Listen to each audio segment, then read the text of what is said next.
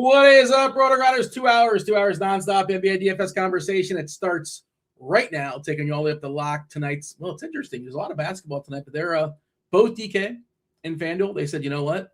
Screw the last 3 games or so that are going down tonight. No Lakers, no Hornets, no Atlanta and Portland. We don't care about Danny Avdija being out. Brunson's out for New York, but we're not talking about that either. It's not in the main slate for DK or FanDuel. They're taking on the Warriors. We're stopping at the worst game possible. Last game on the slate, the Utah Jazz, the Dallas Mavericks, 2 teams in the back half of a back-to-back that really, really, really want to lose. They want to lose tonight. If that wasn't evident last night, look at the Utah Jazz and their starting lineup. Myself and Bobby Gomes. Shout out to Bobby for joining the show. We had to move some pieces around, and it is, if we include producer Tim. Yes, producer Tim. We got producer Tim today. It is a reunion of the People Show. If you guys watch the football show on Sunday mornings. Best show on the site. People Show, for sure. That's what the people say. Producer Tim, by the way, showing off. He's got the look at his button prowess. Look at that, giving us the applause. Oh boy, Tim is well. This is what happens when you bring in our emergency producer. Tim's done this before. He knows what he's doing. He's going to hold excited, Tim. Don't get Dean excited. Hey, you know what? We got to do something because it's a 5-gamer, Bobby. We have 5 games to break down and an hour and 15 minutes to do it because so we got plenty of time. We have plenty of time. We can pace ourselves. We can say hello to the chat. What's up, chat? Hit that like button. Do subscribe. Hit that, hit the buttons. Hit all the buttons. Hit all the things. Join the show. Join the conversation. Give us whatever's on your mind. Today's a good show for random questions. We'll definitely have time for that as well. Yeah, Derek, producer Steve is on vacation, and both producer Steve and producer TJ are stranded in airports, I believe, or at least I know TJ is. I'm not sure if Steve is still at the airport, but there's some issues with flying. I was talking to TJ earlier. He's been in the plane for several hours. I think it's a blizzard of what's going on there, but hopefully he's going to get home safely. He was in Toronto, but this is why we have Tim in, and Tim was supposed to be doing the analysis. Then we got Bobby. We got Bobby off the bench, so myself and Bobby. And joining the show later is Taylor. Roth is going to join the show, as well as Kirkwood. KirkDiese, your fellow Bostonian. Bobby, how are things? Welcome to the show. 5-gamer. Be excited? Yeah, we're excited. Happy to be here. NBA is the best. My favorite DFS sport. It's just so exciting. I stayed up the other night. I had a sweat. Did you? SGA just had to come in and close. All he had to do was come in and close. He ended up getting back in the game, and then he played absolutely terrible, and then the game was over, and Jamal Murray went off, and I fell from 3rd and having good win equity to 14th, and I wasn't really happy about it. You're talking about the game against the Spurs, and what happened there is that the Spurs didn't keep it close, and he lost some blowout minutes. I had SGA as well as on my main line, but I was on the bubble, and I got unbubbled. I don't know what that word is. I fell out of the bubble, I suppose, or I did not min cash. I was hoping to min cash, and I didn't realize you had a sweat going on with SGA. But they finally got the best of the Spurs. The Spurs beat them 3 times this year. They beat them by 20 last time out, and SGA. If it was close enough, he would have got some foul minutes. The best is certainly for a guy like SGA, when you're up 7 or 8 or 9 with the last minute or so, you're going to get 5 or 6 free throws. When the team's just fouling and trying to hit a 3, trying to hit a 3, that kind of thing. Didn't get any of that. And you're right, Jamal Murray has been, he's the last man standing for Denver, and he's been spectacular. We do have SGA playing tonight in another spectacular game from a watchability perspective from DFS. I don't know. We'll see. They played each other. It was opening night, and that was the game that went overtime or double overtime opening night to start the season. I think that's the only time they played. As I was trying to look at Şengün stuff versus OKC, and I saw he had a monster game, but he also played 50 minutes or so. That is the first half of the Peacock doubleheader. Second half is not going to be on our slate. I think second half is actually, I think it's New York and Golden State. But first game of the Peacock doubleheader is OKC and Houston. I did want to give a refresh to see if anything came in on the new injury report, the 5 o'clock injury report. I don't think anything's going on. The tricky part with this slate, Bobby, to me at least, is the 2 teams that are projecting really well. 2 of the teams that are projecting really well, facing each other. Great environment, 237.5 total. Dallas is a slight favorite versus Utah. They're without Anthony Davis. They're without Cooper Flagg. I'm not sure. Is Flagg been officially ruled out? He's not going to play. I think he's doubtful. Last I saw, yeah, he's doubtful. Come on, he ain't playing. Max Christie is also doubtful. Anthony Davis, Dunzo. Gafford is questionable. I would say he's highly questionable. I don't think he plays. J.R. Reed was signed. I don't know if you saw this. Also, P.J. Washington questionable too. He just came back from injury. This is the back half of a back-to-back. This is also a game they want to lose. If you look at the Tankathon stuff, I'm sure you're big into the Tankathon stuff, Bobby. Dallas and Utah are neck and neck, 6 and 8, respectively. Respectively is probably not the right word, but yeah, 14 and 16 for Utah. Dallas 15 and 26, and Utah has got a protected pick. They're protected 1 through 8, so they need to keep. They gotta start losing more. To be honest, they've been too good. They've been too feisty. 14 and 26 is a little dangerous. It needs to curb this. I don't know how they could, but they need to curb the tanking. Well, you got to give me a solution. You can't just say, yeah, we all know it's bad, but give me the solution. What's the solution? I really don't know, to be perfectly honest. They fixed the lottery balls, everything that they do. I don't know, Dean. I don't have an answer. I would like injury reports at like noon. Well, that's never going to happen. I mean, you get them, but they're all dicey, right? You know, yeah, I want them regularly. I want starting lineups at noon. I'll be happy. Well, that's not going to happen either. And a lot of players are legitimately questionable, but yeah, they kind of know some of them. They're obviously not telling us. They didn't tell us about Nurkic, and I wanted to hear what Coach Will Hardy had to say because I listened to his presser. I literally went to the presser, and I'm like, Nurkic, you guys didn't know. I'm sure you guys know. He didn't start last night, and once he didn't start, it's like, well, bells are going off, right? It's like, well, okay, Nurkic is not starting. He's probably just not playing at all. I did erase him from my tag. I had him tagged in lineup HQ, and I'm like, I got to get rid of that tag. So if people were, this is also a good lesson for basketball. 7:30, you shouldn't check out. You can't check out.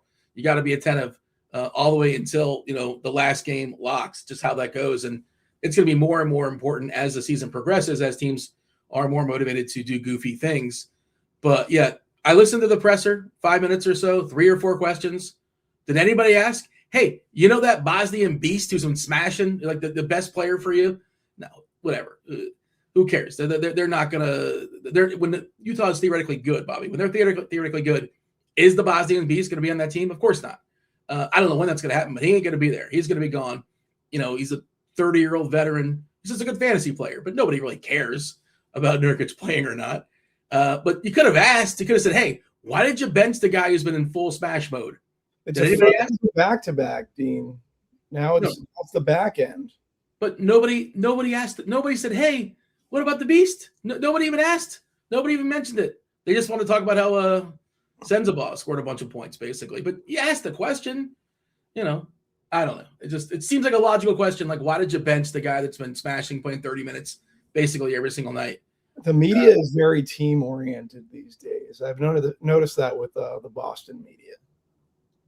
Like, no one asks questions anymore. Well, it is tricky when, like, sometimes you ask softballs if, like, sometimes you work for the team, which is another thing, probably a conflict of interest. Like, that's why a lot of times you hear the hometown announcers, they tend to not want to criticize the home team so much. It doesn't surprise me because it happens all the time here. Like, basically with the Celtics just shooting threes at, like, a clip that they're obviously going to break records, but, like, are they going to change up how they're going to play when you don't have Jason Tatum? There's a lot of pushback at the beginning of the season about that. And yeah, just basically, they're still planning on shooting the three without having those really good 3-point shooters in the lineup like they had last season. So, but no one really pushed back from the Boston media. They just let the coach do his thing. So, well, I mean, a lot of times, again, it's almost like in some sense in criticizing your employer, right? Which, like, you kind of tend to ask a little bit more softball questions. If you're employed by Boston, are you going to ask the Boston coach a hard question? I mean, you can ask tougher questions. I would ask all the hard questions, Dean. I would ask all the hard questions. And we know Bobby is hardball. We know that he's going to ask he asks all the tough questions all the time. I do want to shout out our projections team though that removed Nurkic from projections after it was determined that he was not starting. He was 27% in the $100 single entry last night. Amazing. And he should not have been. Like, we completely removed him. The projections team completely removed him from projections when it was ruled that he wasn't starting, when it was announced that he wasn't starting, which was a great call by our projections team. Frederick in chat is asking, he says, Dean, he wasn't marked out before the game started. How was anybody to know he wasn't going to play at all? Well, when he wasn't starting, that was kind of the alarm. Like, you didn't know he wasn't playing, but like, if you're not starting the guy, you kind of sort of have to know, like, Utah is trying to lose. And we'll talk about it tonight. He projects really, really well. He projects awesome tonight. If he plays, I think he might play. I don't know. I think he's a complete full go tonight, Dean. He might be. I don't know. I'm overthinking this. I think he's a complete full go. He's going to see full minutes. Like, I don't know. Well, they also want to lose. Yeah. And it's not even that he's a great player. He's not like an amazing player, but he's better than Kevin Love. Whatever's left of Kevin Love. Perspective, he's been fantastic, right? Like over 40 fantasy points. Well, for fantasy, he's good. Yeah. But that's two different things. He's not like necessarily helping the team. That's all we care about. Correct. Well, I guess there's some cross correlation with if you do think they're trying to lose, it's a 3-point spread, and maybe they don't want to play him. But it's a tough game to try and lose though, because Dallas is just like even unintentionally because of how bad they're without Davis and they're without possibly Washington, they're without possibly Gafford, they're without Flag almost definitely. So there's not much left on the Mavs either. They did sign JRE, Jeremiah Robinson Earl. I don't know if you saw that. They signed him to a 10-day, and he's available to play tonight. I think he's going to play, especially if Gafford doesn't go. I don't think he's in the player pool. I don't know how much run he would get, but Jeremiah Robinson Earl, there's a, we got a backup plan. Give him 8 to 12 minutes, Dean. Is that what you have a projection on that? Is that your projection? No, I just threw it out there. Okay. Yeah. And I don't think Robinson's in the player pool, so they can't even kind of account for that. How much of they're accounting that for the 240 in total? I assume the projection team's on top of that, but I got to imagine he plays like 15 minutes or so, and he might play more if Gafford doesn't play. Otherwise, like Dwight Powell can play a bunch. There is Musa Cisse, so they have other bigs. And Markkanen is still sick. I hope he gets over it. I really hope, if we believe in Markkanen sick, I don't know. Sick of being in Utah. Well, remember they gave him the fake injury last year to end the season for like months. But, this is kind of what the Jazz have to do, though, because this is the who's going to sign with Utah? What free agent's going to sign with Utah? A big name free agent. Just move the team at this point, right? Well, they've been there a long time. It's a successful franchise, but it's probably not the way. Not the Stockton and Malone era. No one wants to be in Utah with like when they can be in Miami or LA or New York. Why would you ever want to go to Utah? I mean, the skiing is nice. Do you like skiing? Yeah, we're trying to plan a ski trip right now, actually. Really? Yeah. I'm a big ski. I'm not a big fan of snowboarders, they just ruin the mountain. You're a ski snob? Yeah. I'm a ski snob. I'd be Skyline. Remember that Johnny Tsunami 2 or whatever on Disney? No, I don't know what you're talking about. Be a snowboard urchin. Yeah. I don't know what the reference you're making, but maybe somebody in the chat can confirm. Yeah, I'm not sure what you're talking about. Johnny Tsunami 2? There was a sequel. There was an original Johnny Tsunami? I don't even know. I don't know, Dean. Johnny Tsunami, I don't know. Disney movie. Are you watching that with one of your kids, or this is something you watched as a child? Something I watched, but yeah, I would rewatch it with them. Okay. Yeah. It was so successful they made a second one, and I've still never heard of it. Disney movie. You were like in your 30s at that point, right? I don't really know Disney. I never watched, even as a child. I just did not take to Disney movies. For whatever reason, I was watching infomercials. I thought that was more interesting. By the way, there was a game earlier today. Did you know this? Nope. The brothers Wagner, were playing in Germany. A game in Berlin. Do you know this or no? Orlando was over in Germany. Yeah, and the Grizzlies. Yeah. I'd be trying to go to Germany right now. Say it again. I'd be trying to get out of Germany right now with all the world news I've been seeing. Okay. Well, the Magic and the Grizzlies probably aren't staying very long. By the way, Wagner's not great. Well, Franz 18-9. That's fine. The revenge game for Desmond Bane didn't go so well. But shout out to the Magic getting the W there versus the Grizzlies. And yeah, Memphis Grizzlies, like, move that franchise too, right? Am I right? Just keep move all the franchises. Delete some of these franchises completely. Well, they're going to expand. They're going to go the other way. They're going to give Vegas and Seattle a team in the next 5 years. Well, why don't they just give Memphis and Utah right to Vegas and Seattle? There you go. Money. You had more teams. That's more money. But it's just watering down your product that's already crumbling, in my opinion. But whatever. I would actually argue that like they actually have the players that feel good because the 10th man now is still really, really good. The 10th man, you know, the guys that are the 10th man like 20 years ago, they were fine. The 10th man. Who's the best 10th man in the league, Dean? Best 10th man in the league. Like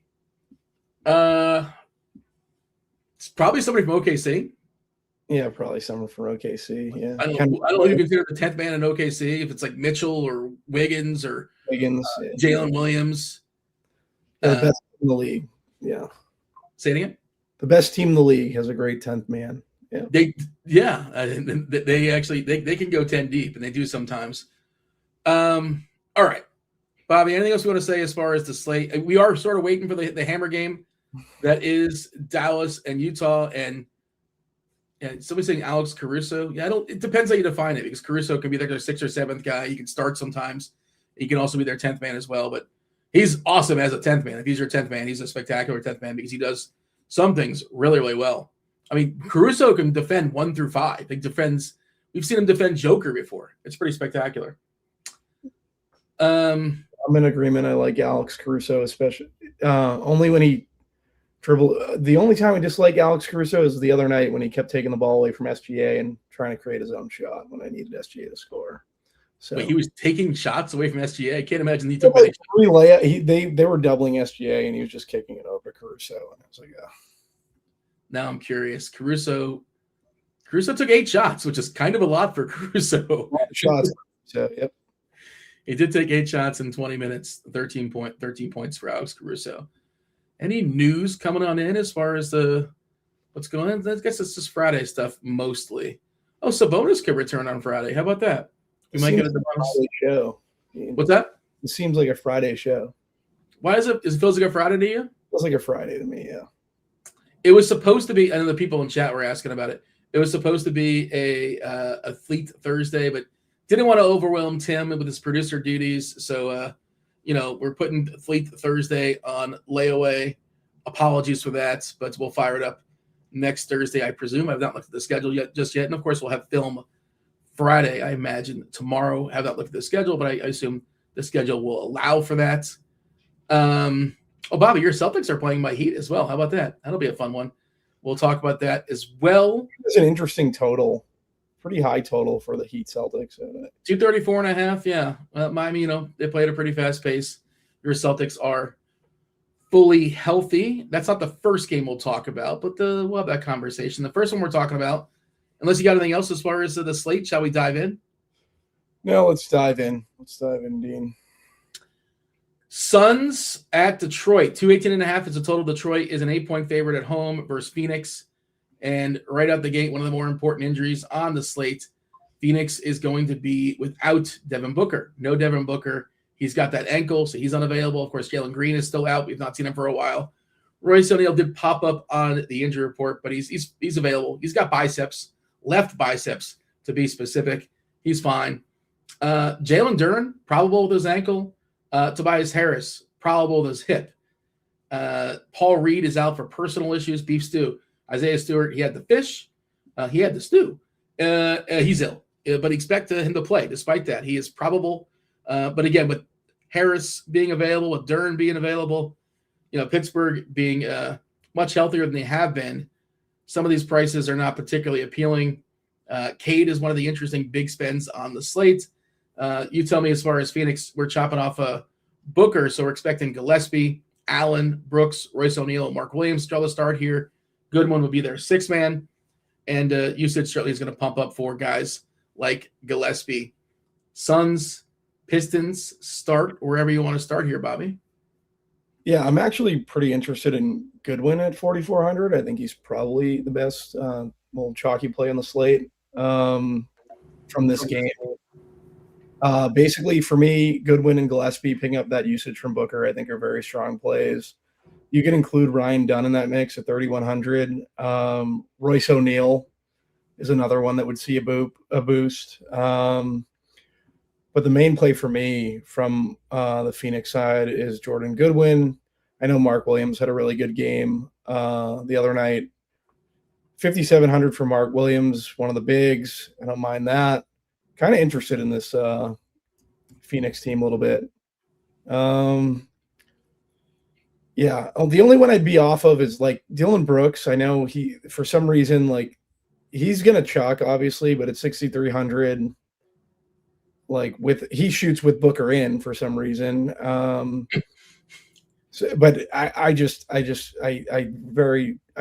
Dylan Brooks. So for me, probably be under on some Dylan Brooks. I think Cade at that price tag 10.7 on the Detroit side is probably my second favorite pay up on the slate.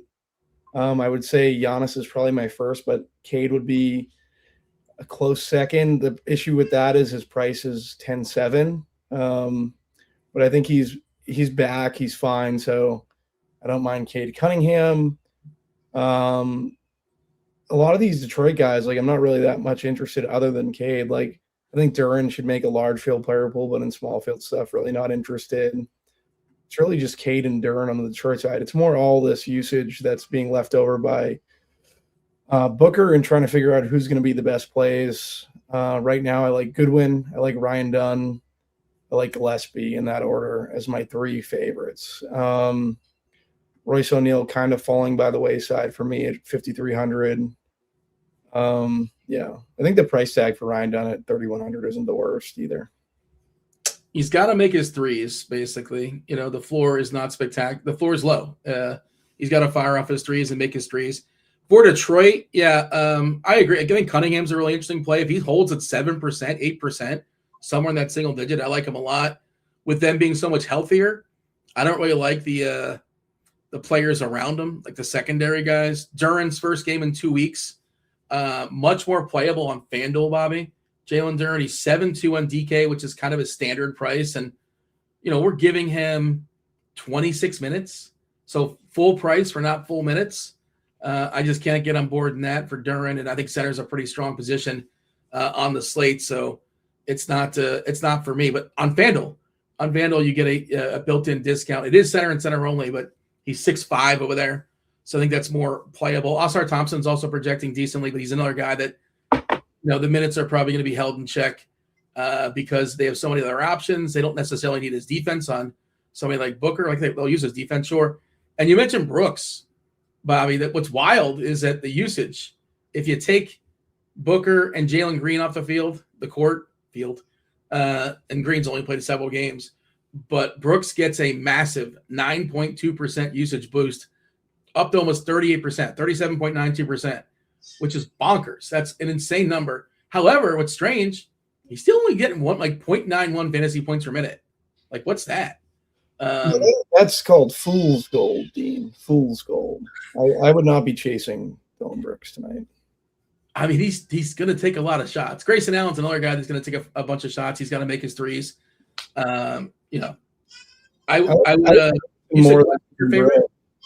Say it again, Bobby. I like Grayson more than Dylan Brooks for the, I don't know, 1,200 in savings, 1,100 in savings. So, yeah, my favorite would be Goodwin, followed by Ryan Dunn at these 3,100.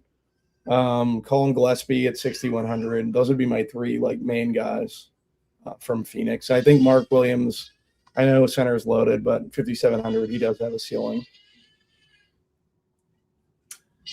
I'm just derailed by Lippy in chat says no Booker, KD will smash. Is KD out? Is Lippy not aware that Booker and Kevin Durant are no longer teammates? What's happening here, Lippy? You're here all the time. You have to know that Kevin Durant is on the Rockets now, right? try and keep up. You just pulled a Chop. Remember, Chop famously didn't know what team Paul Millsap was on. There you go. For the old time listeners. Paul Millsap was like on every team though, so it's kind of you can. That's but like I think it was a Utah, Atlanta. He was like 2 or 3 teams removed, and Chop thought that you couldn't figure out what team Paul Millsap was on. But understood, no worries. I don't. The total's not very good. 218.5 as far as the total. Goodwin's kind of interesting. I know you mentioned him. Ownership wise, as far as what we're showing on DK, most popular player in this game looks like with Jordan Goodwin behind Osar Thompson. I don't love the Osar Thompson at 5'9". I think that's. I just want to. If it's going to be 17%, I think that's a bad play. Because the minutes will be held in check with all the new players, basically. I like Allen too, like you said. It is of note, we're only projecting 27 minutes for Mark Williams, and I think there's a chance he can get more. We saw a minutes boost out of him last game. This is also an island game. Didn't play yesterday, not playing tomorrow. 31 minutes last game, and he's kind of hovering around the 20s. They probably can use his offense in the absence of Booker, right? They're going to be looking for some shots somewhere. The negative is that it's not necessarily a great spot, against Duren, against Detroit on the inside. But I think Williams, like you said, he's in play amongst the group of centers today. Anything else of note here? Phoenix, Detroit, you got anything else? No, I think that's a good point you make on Thompson. Like, I'm not getting any Thompson currently, and the price tag's just a little bit too much for my liking. It's like really just Cade from this Detroit team for me. We are projecting, unless they tighten up this rotation, we're projecting 3, 4, 5, 6, 7, 8, 9, 10, 11. So we're projecting 12. There's like a hedge minute on Sasser getting a minute. But like, okay, let's cut that out. Let's say it's 11. Jenkins getting 10. Green's getting some run. And some of these guys that like earn run, are they just going to cut them out? Maybe, but maybe not. But it just seems like they have a lot of pieces, a lot of guys to play with. The one that you can really trust is Cunningham. You got to pay for it. He's got to basically beat SGA, which I think he can.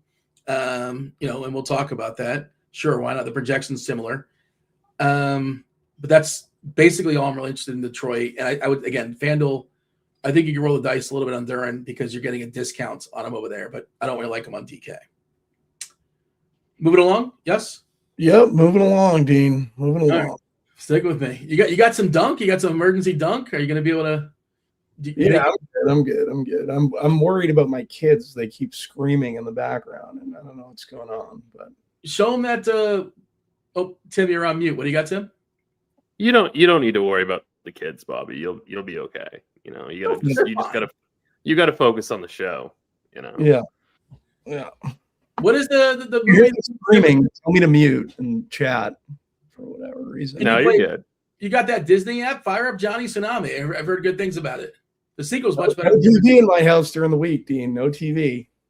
Oh my! No, Monday through Friday, no TV. No TV during the week, Bobby. Oh, no screens. I would scream too. Your kids are right to scream. Yeah.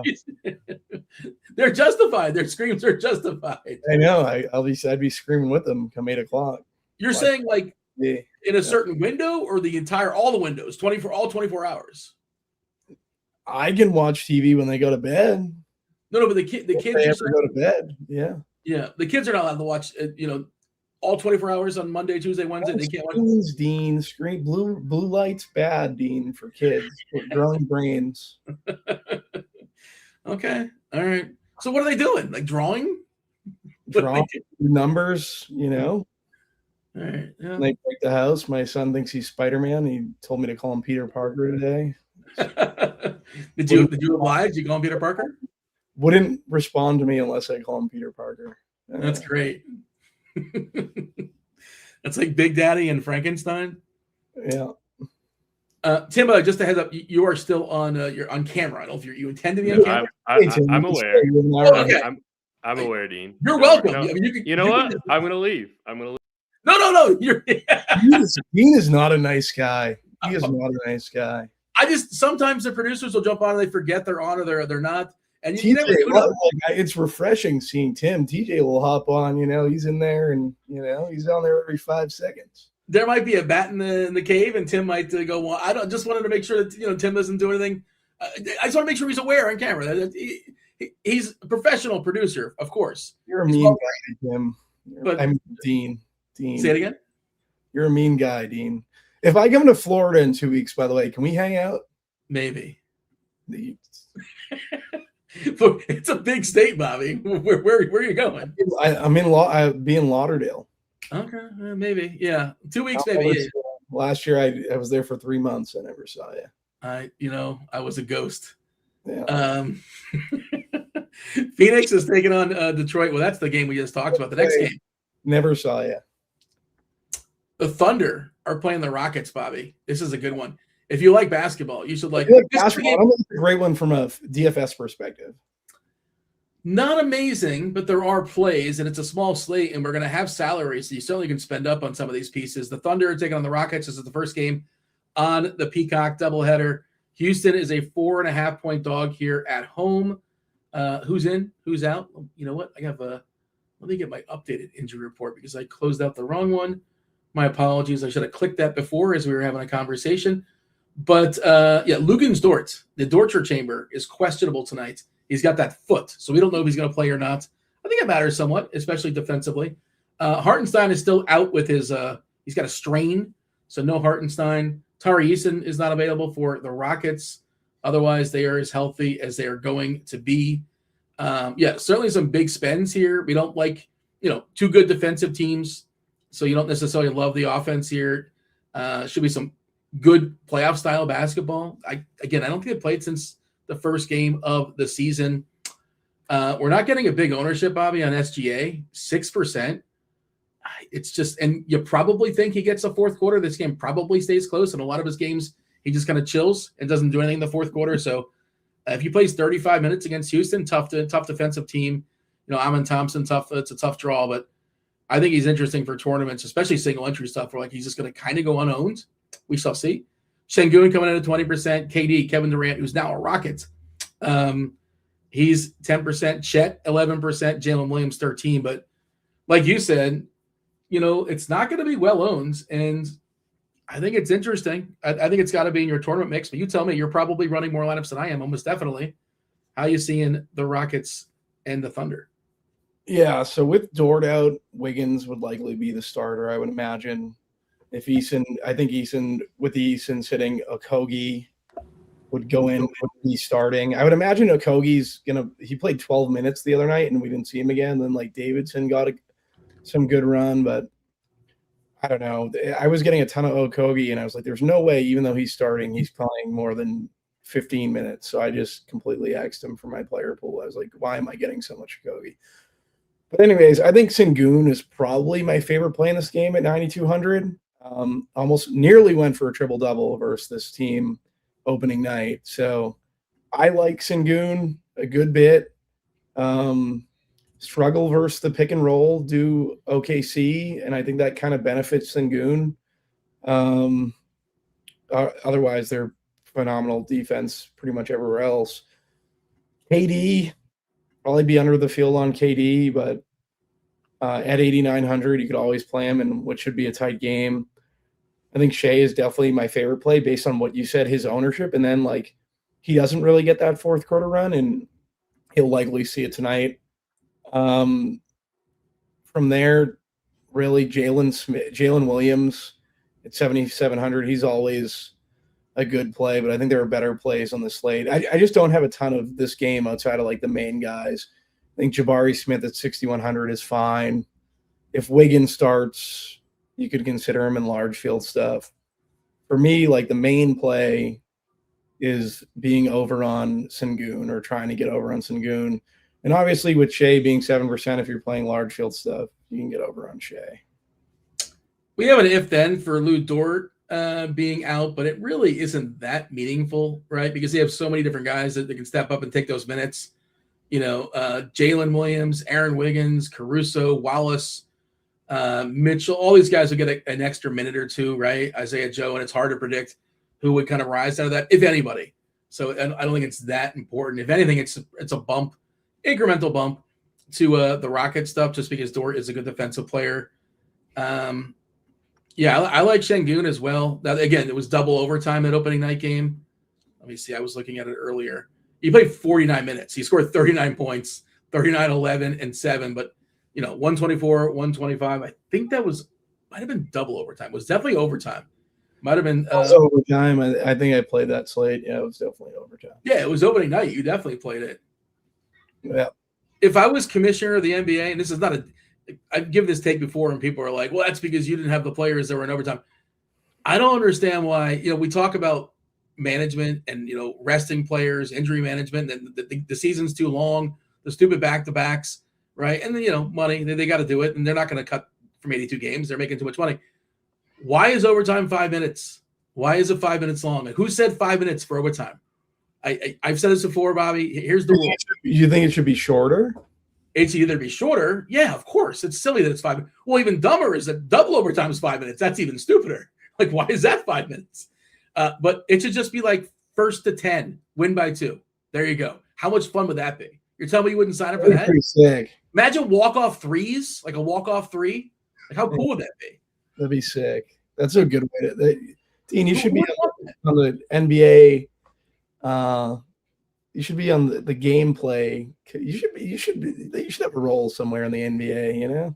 Put a good word in with Adam Silver for me if you don't mind. Put the word in. You don't do you should do old Sports Center highlight reels on Instagram and TikTok. People would love you. What? Is that a market that needs to be fed? Is that something that is there an absence in that? I'm not really on TikTok, so I think I can see you doing it. I get stuck behind you. Do your Dean's top 10 plays. You send me TikToks every once in a while, and my response is always like, I don't have TikTok. I'm not doubting. Instagram. I don't have TikTok either. Oh, well, you sent me something. I don't have Instagram either. You do. I follow you, but you don't follow me back. Well, I created one 7 years ago and never used it, and never logged back on. Yeah. Luke says make OT a game of horse. Yeah. I mean, that could be a slam dunk contest, and you just have all the fans put up the. I'm sure the fans wouldn't be biased in Utah or in Sacramento or whatever. The home fans would just be like, yeah, our guys. I like your idea, though. Win by 2, game to 10. That's how spectacular that be. But it is, unbelievable. Yeah. That's if I was commissioner, that's one rule that I would implement. Would you have a 4-point play? In overtime or just in general? On the court? You can shoot a 4. I don't think that's the worst idea. I think it'd be fun. They're talking about moving the 3-point line back. I don't really like that. I think scoring is good. I think people like the scoring. There might be too many threes, but whatever. Mid-range is boring. Are people really nostalgic for watching the big 7-foot lumbering center post up and back down and dribble? You ever watch old Patrick Ewing highlights? If you go to radio in Boston or listening to sports radio in Boston, they're clamoring for the post. Oh, they see the post game. My God. It's dunks and threes. That's the game. If you don't evolve, you're gone. Yeah. And to think that that's what we're missing in the game is post hook shots, the baby hook. That's really what we're missing out on. Yeah. I remember my dad used to teach me oh, you got to use the hook shot. And my dad's 5'11", and then when we got to a certain age and playing one-on-one, he'd try to do the hook shot, and I just punch it to the other side. It's really hard to block the hook shot. You were blocking hook shots?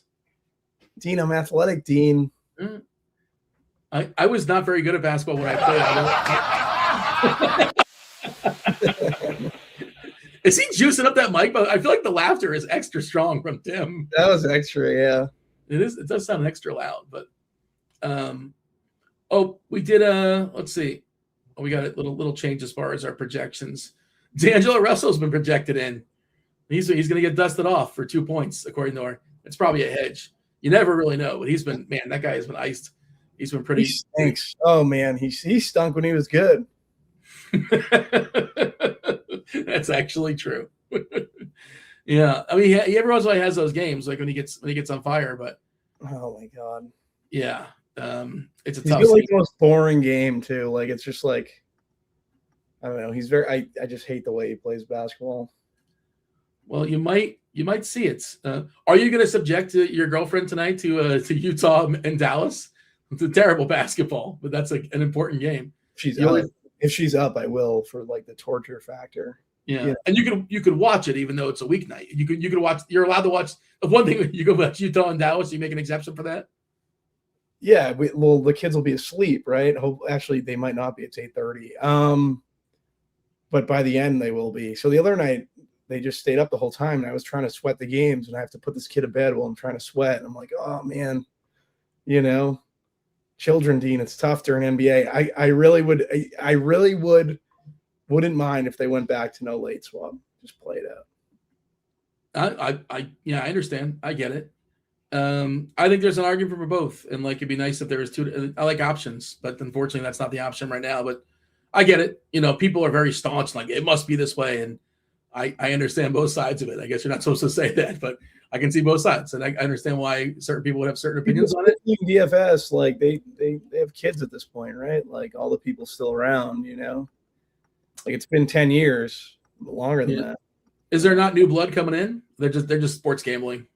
I feel like it's all the same. I see all this. Maybe there is new blood, but I don't know. It seems like it's all the same names. Don Yeezy says you should just pay for a nanny. You just won $100K the other day. Like, come on. I mean, is that not something you want to do? We have my girlfriend. My girlfriend canceled the nanny this week because my daughter had the flu. So yeah. Oh, okay. Hope she's feeling better. She's good. Yeah, she's totally fine. She's gonna skin me eventually. So maybe I'll be the one that's gonna be fine. What? Yeah, she's obsessed. This is your daughter you're talking about? Yeah, she's gonna be wearing me as a suit one day. like Silence of the Lambs. Yeah. That's not for a long time though. She doesn't have the ability to do that now. Oh no, it might be soon. I don't know. If I'm not on shows anytime soon, yeah. We'll put out a bolo for you. Yep, definitely. Okay, let's talk about your Celtics. Kind of your Celtics versus my Heat. 234.5 is a total. Miami is a 2-point dog here at home versus Boston. Your Celtics are fully healthy, with the exception, of course, of Jason Tatum, who hopefully comes back later this season. Well, Josh Minot's hurt too, but does that matter? Not really. My Heat are without a couple pieces. There's no Jaime Jaquez. He's got a knee, so he cannot play basketball tonight. Davion Mitchell also out. He's got a shoulder, so no basketball for him. We're expecting Hero, Larson, Powell, Wiggins, and Bam Adebayo coming off one of the best games of the season to take on your Celtics. How are we feeling about Miami and Boston? Yeah, Celtics have been good. One of the better team totals on the slate, or game totals on the slate for this one. So I don't know, like Tyler Hero, I think at 6,800 is probably my favorite play. I don't mind Bam either. Like Bam hasn't been good all season, but it's $7K his price tag, and there's room for his price to go up. Jaylen Brown has been phenomenal. At 9.9, what do I want to do with Jaylen Brown? I think he's probably the guy I hate to play more than anyone else in the league, so I'll probably be under the field. But why is that? I don't know. I like watching his game. For whatever reason, every time I roster him, I feel like I'm always sweating him getting there. But he's been really good. He went for 50 points versus Miami in their last match, for 50 DK in their last game. So I don't mind Jalen. Queta is chalk. I'm probably not going to be interested in 5,400. I just think center is super strong, and I'd rather go other places. Andrew Wiggins for Miami is a guy I'm interested in at 5,500. I just think at that price tag, there's probably a little upside left. So, yeah. Derek White is probably my favorite Celtic, if I had to say. Definitely interested in Derek White. He's expensive and everybody's healthy, but he's been really, really good. 8.6 on DK seems kind of pricey. He is coming in at 12% ownership.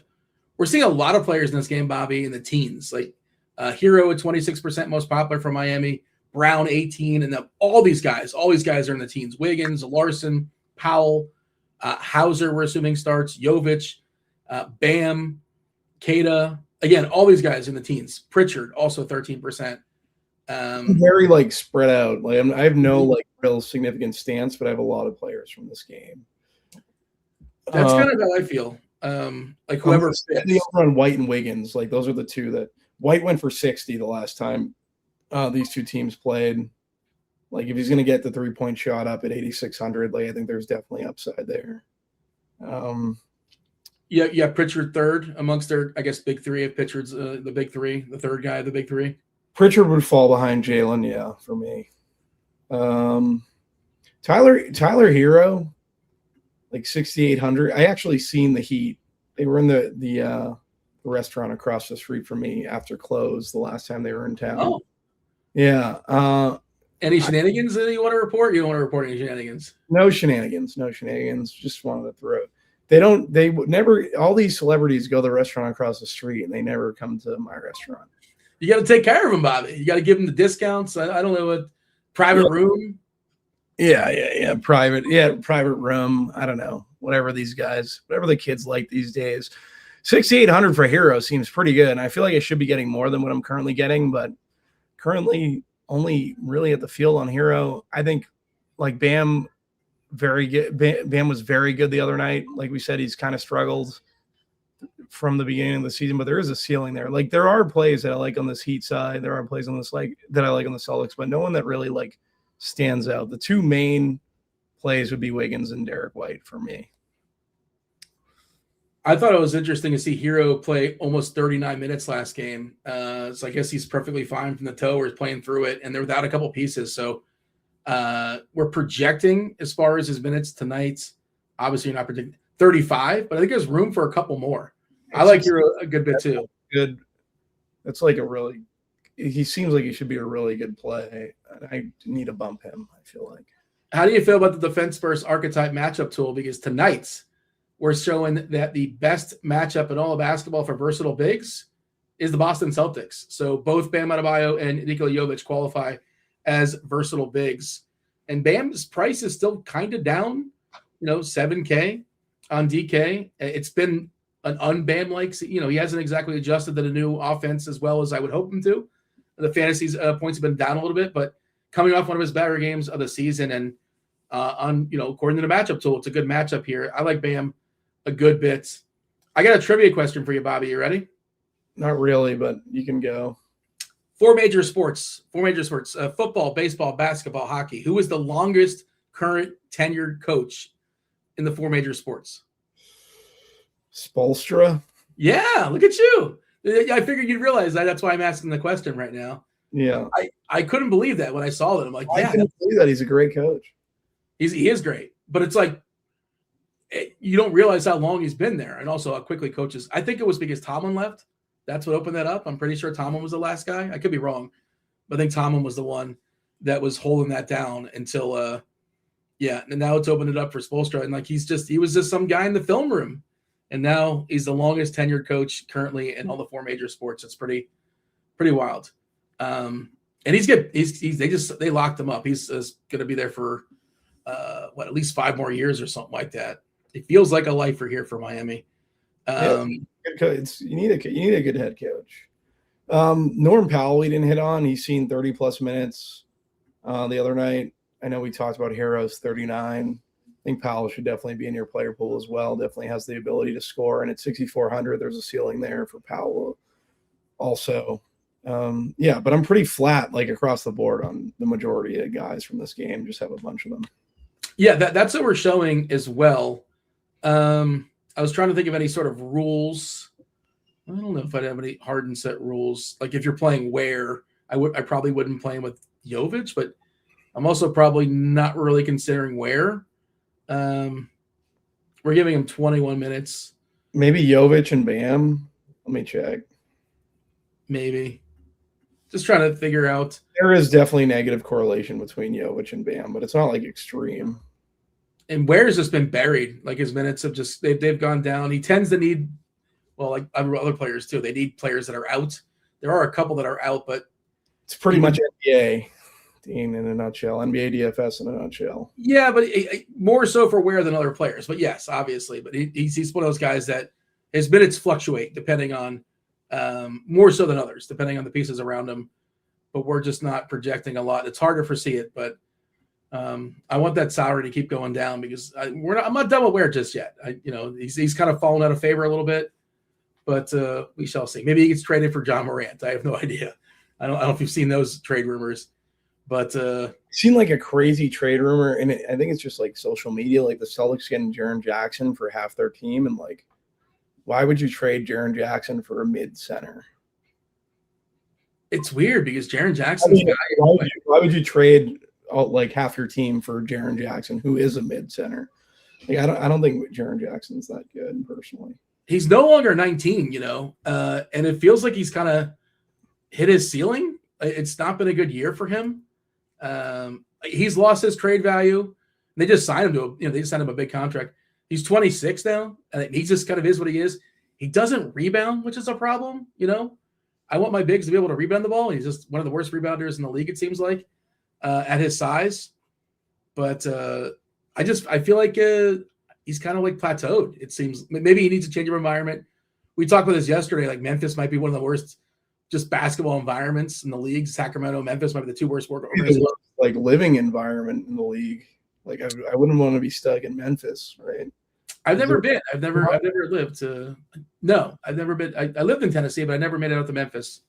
But one of the smallest markets, and they're not getting any free agents, right? When does Memphis ever get? Utah. There might as well be Utah. Yeah. Yes, Utah, Memphis, Sacramento. There's three teams that are just never going to get a legitimate, free agent that many teams are seeking out. Let's talk about anything else you have as far as Boston and Miami. No, that's pretty much it. We can move along. Lippy says I'm using big words like versatile. Is that a big word? Versatile? No, I think Lip seems like he's having a long day in chat. I like music scene in Memphis. I'm rooting for you, Lip.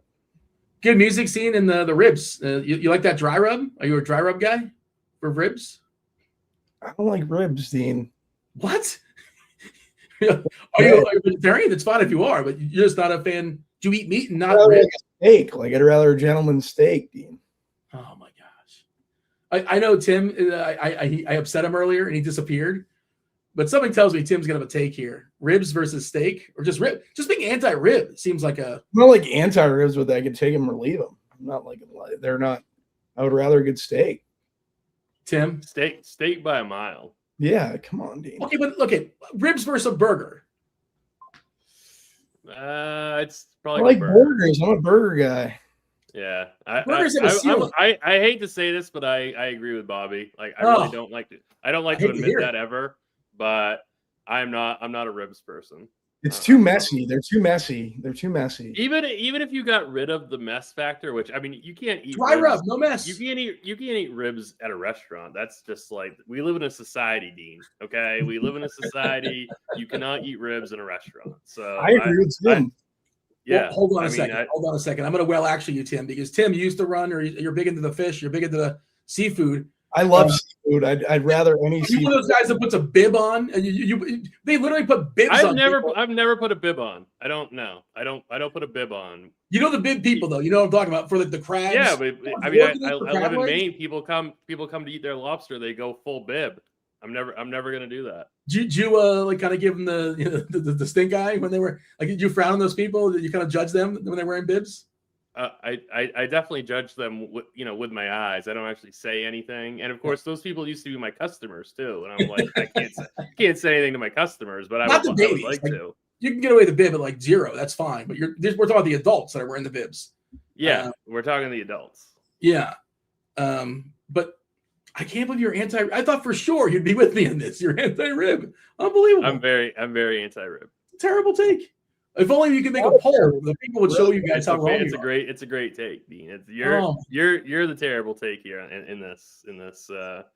There's no way I would have ribs over a steak. Maybe the burger. But steak, no way. But just, I think ribs should be in the rotation, if nothing else. Are you a medium well guy, Dean, with your steak? Oh, stop it! No, medium well. Get out of town. That's insulting. He's definitely a medium well guy. You know. I mean, on a good day, he's a medium well guy. He's probably just a well done guy. I mean, really, like you know Dean cooks his steak well done. Like that's No, so obvious. Getting too. Like, It's so obvious. Yeah. I mean, it's mid rare. That's the go-to. It's pretty clear. Crap. Are you a raw guy, Bobby? Is that what you're insinuating? I like it to bleed, Dean. Oh boy. like Milwaukee. Rare. I don't really care either way. Like, I'm not. The Bucks are taking on the Spurs, Bobby. The Bucks and the Spurs. Spurs are 8-point favorites here versus Milwaukee. Who's in? Who's out for this affair? Well, let's take a peek at the old injury report. We have Milwaukee. Giannis Antetokounmpo. He's on the injury report, but he's expected to play with his ankle. Taurean Prince is still out with his neck. San Antonio is really healthy. The only person that really matters that's on there, it's been on there, nothing's changed, is Devin Vassell. I don't know if you watched this Milwaukee game last time out. I did. I had the full game stack. Yep.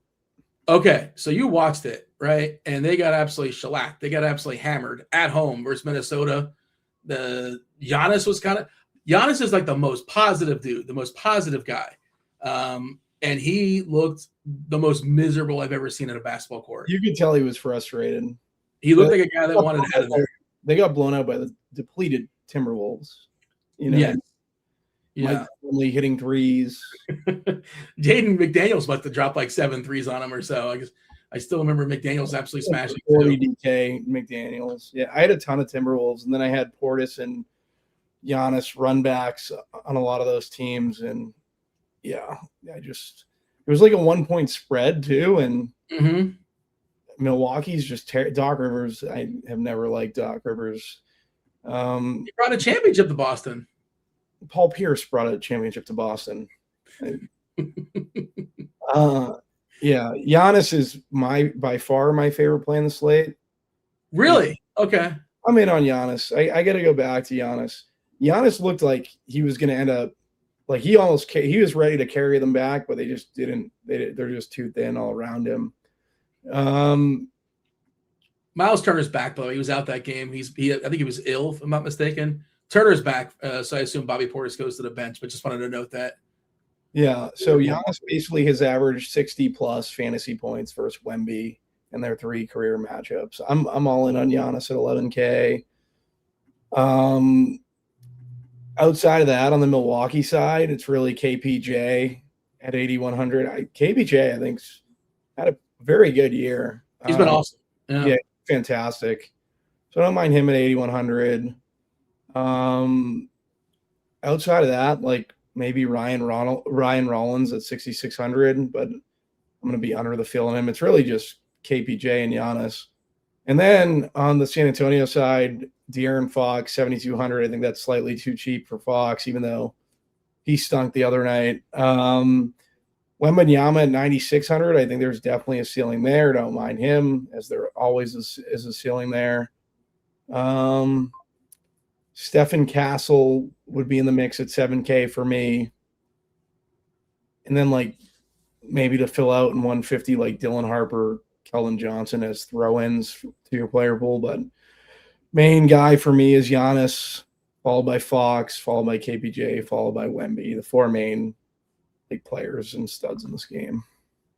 So like watching the last game and hearing Giannis, I feel like he's just like sad and miserable. And he kind of, there's always rumors about him getting traded. There's been rumors in the offseason.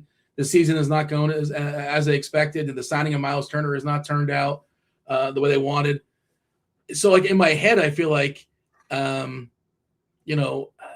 just think the Spurs are going to blow out Milwaukee. But, and then that's like I'm doing, like, I think I know what's going to happen. They're only 8-point favorites. Like, I think the Spurs are distinctly better than Milwaukee, what they're rolling out these days. But basically what I'm doing, Bobby, that's the thought process as far as building lineups is just kind of mini game stacks, probably around whatever Utah and Dallas gets me.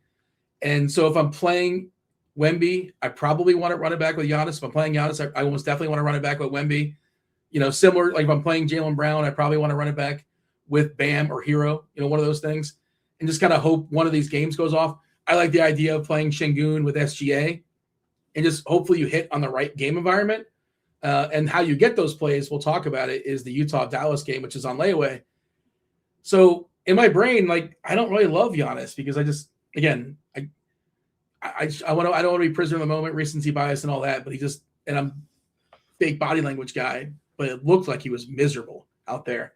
And there's just no help. There's just no help in that Milwaukee team, and nothing's coming. They don't have draft picks. Like the future is bleak. Well, you don't trade everyone for a 35-year-old Damian Lillard, pretty much. Well, you do that, and sure, it didn't work out. He got injured, and it wasn't really working out as is. You're right.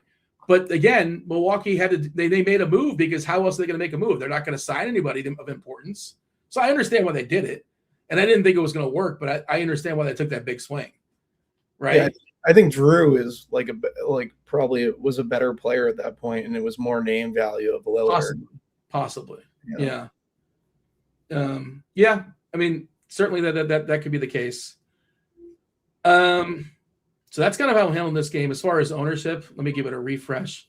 I think I just saw that Tim said ownership has been updated, but an hour until lock. Yeah, updated as of 2 minutes ago. So they're on top of it. And I presume it'll change once again because there are more pieces potentially to fall. But the way we're showing it right now on DK is 23% Castle. I think that's a pretty fair price on Stephen Castle. Wemby at 21%. We're giving him 29 minutes. I feel pretty good. You know, he's less than 10K. I feel pretty good at if we get 29 minutes out of Wemby. Giannis 33. We had that comment from Doc where he was like, 30, 31 minutes or so was the idea to keep him in check, and he blew past that last game. I think he blew past that. Yeah, well, he got to 31, but he didn't play the last, I can pull it up, the last at least 5 minutes or so. So he was going to blow past it, except they were getting shellacked. So they just couldn't, there was no reason to keep him around. He got pulled at the 9-minute mark.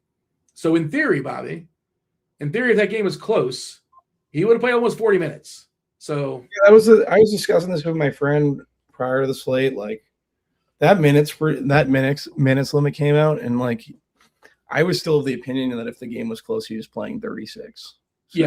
Yeah. Yeah. I feel the same way for tonight. And I don't know if there was another comment about Doc as far as minutes and all that, but I assume Giannis is potentially can play 35, 36, maybe 37. And again, if that game didn't blow out, maybe they would have given a little bit of a breather or something like that in the fourth, but probably would have played 37, 38 minutes. Yeah, it makes sense. Anything else you want to say as far as Milwaukee and the Spurs? Champagne's been playing a ton, but I think the price is, it's caught up. It's kind of fair, but he's, fine. The Champagne's for like a 2 weeks ago thing. Just play all the Champagne's the last week and a half, 2 weeks ago. I feel like they hit my teams every other day I played, but yeah. He's played 6 straight games of at least 31 minutes, 34, 36, 34, 33. He's really separated himself and kind of locked himself into that role for the Spurs, taking advantage in part of Vassell being out. Shall we scoot along and talk about the Jazz and the Mavs? We kind of talked about it earlier. Unless you got anything else as far as Milwaukee and San Antonio? No, we can jump into the game that matters tonight, I guess. The game that matters, the full-on tankathon. Both these teams in the back half of a back-to-back. Last game of the night. We also have injury tags currently hanging over it. I don't think we have any clarity just yet. By the way, Edwards ruled out for Friday. Shout out to Minnesota for letting us know early. And like you said, Bobby, shout out to the Rockets. The Rockets have already given us, you can't believe it. They gave us the starting lineup more than an hour in advance. How about that? It is, as expected, Amen, Okogie, KD, Smith, and Şengün. Beef Stew is officially in. Toby Harris officially in. Jalen Duren officially in, as expected for Detroit. Utah taking on Dallas. Again, both these teams very much want to lose. Utah signaled that last night, if you weren't sure. They're still pretending that Lauri Markkanen is not healthy. They're saying he's ill. Maybe he is. Unlikely, but maybe he is. Get him some chicken soup. He's officially out and we don't know. Pay attention on Nurkic. He didn't play a second last night, didn't start. I guess it's pretty straightforward. If he starts, I assume he's basically a full go, I guess, maybe. I don't know. If he doesn't start, I assume he's not playing a second. Dallas, Musa Cisse officially questionable. Cooper Flag, doubtful. I assume he's out. We're assuming he's out. Derek Lively is out, one of their bigs. Anthony Davis, of course, is out. Max Christie is doubtful. He's ill, they say. I assume he's not playing. I think we have him out of projections as well. But, Bobby, if we just go ahead and click optimal, well, I have some variants built in and things like that. But if we just do that, with all the pieces that are missing, you're going to get a lot of Dallas. You're going to, Najee Marshall's going to project well. Brandon Williams is going to project well. PJ Washington, if he plays, he's going to project pretty well. And Jaden Hardy, as a cheapie, is going to project well. How we tackle on this game, and again, don't make plans if you have players in this Utah-Dallas game, make sure you're on alert because their starting lineup is certainly fluid. We saw Sensabaugh drop, 40 points in the bucket last night? I don't know who played him, but if you did, shout out to you. And shout out to Sensabaugh. How are you attacking Utah and Dallas? Yeah, Jaden Hardy, I think, is definitely my favorite play for this game. Like, Utah is just getting killed by guards. 3,800 for Jaden Hardy. I think he's a super strong play. Klay Thompson with Christie out, I think, is the sneaky one. I'm definitely going to try to get like 2x over the field on Klay Thompson at 4,600. Utah can give up the 3 ball at a pretty high clip. I know Klay's a little long in the tooth, but I like Klay tonight a good bit. Brandon Williams at 4,800. He's the guy, like, him and Hardy are probably going to be my 2 highest owned from this game, but not really a ton of leverage on him. I feel like I'm right around the field or a little bit over the field on Brandon Williams. Brandon Williams did, when flag went out, like, he assumed like a 30% usage rate. So, like, it makes sense at 4,800 to get to Brandon Williams. Najee Marshall, like, obviously he's gonna like demand some usage. At his price tag, I feel like it'd just kind of be around the field or maybe slightly under. Same thing with PJ Washington. It's the main guys that I really like from this game are Hardy, Williams, and Klay Thompson. Like, those guys are my 3 favorite. Between Najee and PJ, if you're picking between the two, like, I'll definitely have a lot of both, but I think I'd prefer Najee to PJ. Yeah, so it's mainly Dallas. On the Utah side, Nurkic, like, if he's a full go, I think he's going to get all of his minutes. Like I said, I think it was the front end of the back-to-back, and they were just resting him. So I'm not really worried that there's some, like, mystery injury there, and I think he's in a really good spot at 7,400. I think his last 4 or 5 games, he's had over 45 DK points, so I think he's a perfectly fine play. There's not much on the other side. Like, Gafford on the Dallas side would be a fill-in. I'm not getting to it. Like, 5K. Gafford's probably the worst on the Dallas side, the worst play for me on the Dallas side. On the Utah side, not much. Keontae George probably right around the field. Caleb Martin, Ace Bailey, like, you throw them in 150, but no real interest otherwise. It's mainly all these Dallas guys. I don't think Gafford's playing. That's just me. I don't think he's playing. Yeah, I haven't. I should probably update. Did we get the news that he's out? No, he's questionable. He's questionable. It's a back half of a back-to-back, and he's always injured, and they want to lose this game. So, and they also signed what's his name, JRE, to a 10-day contract. So, I don't think he plays. Do I know that? No, I don't know that, but I'm fairly certain. In my mind, I think there's a lot of certainty that he was out. So I was like, yeah. Yeah, if I'm saying it with conviction, it's still my opinion, but it just doesn't make sense to me that he plays tonight.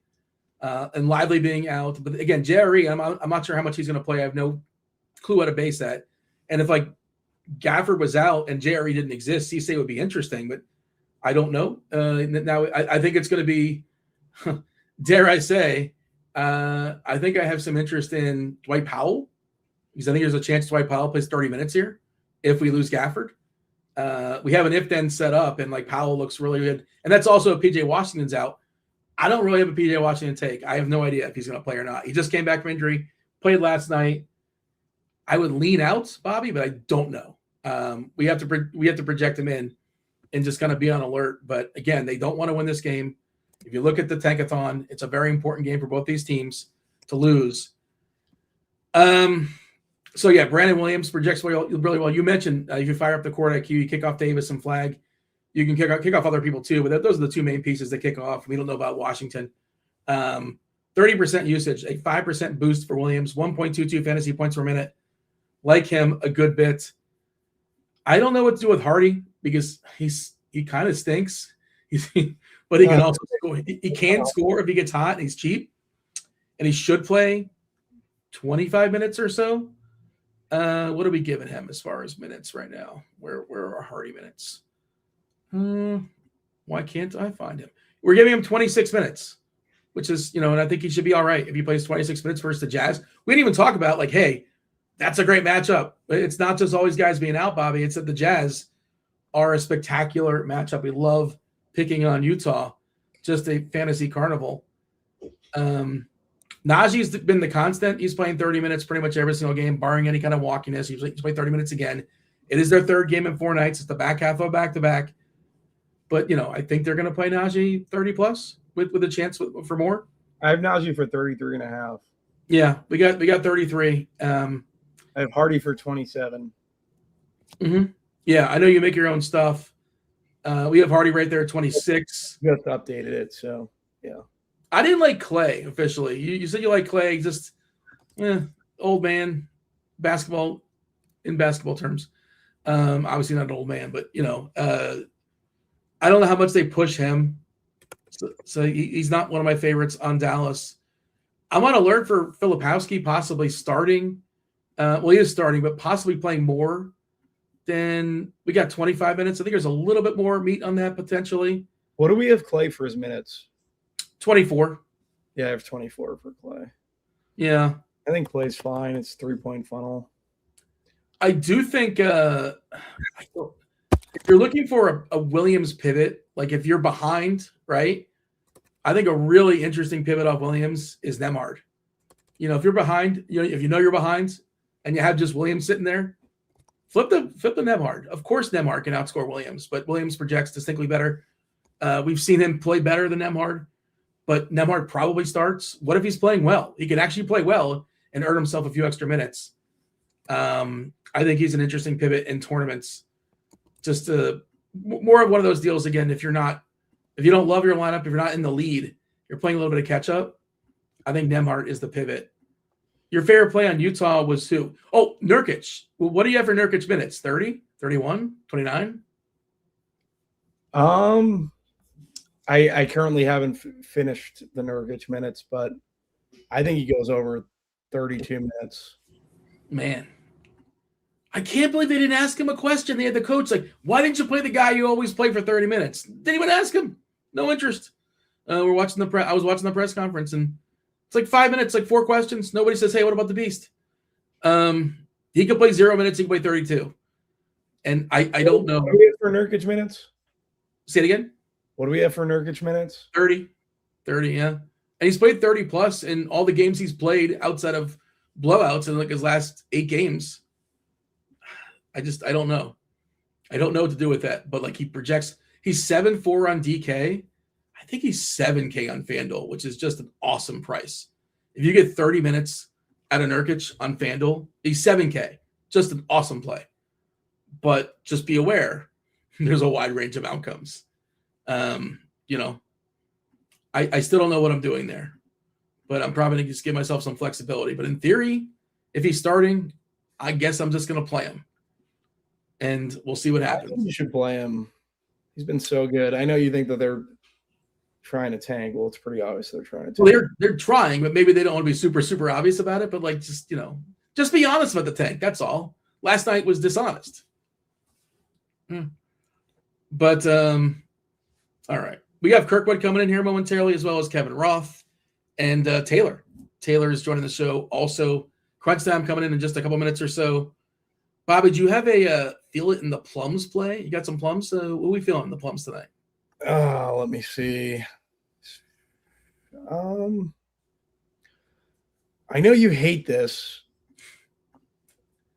I'm going to Klay Thompson. He's my favorite play from the Dallas Mavericks tonight. They're your plums. Yeah, I'm not really into Klay tonight.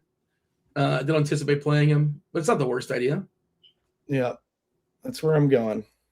Ricky Rose in chat says, I think he's getting traded. who's trading for Nurkic? Like, he's not that good. Like, what team actually says, hey, we need – I mean, he might get traded. He probably does get traded. The But Celtics need a big. They're looking at Zubac, though, I heard, too. didn't he play for the Celtics a couple of years ago?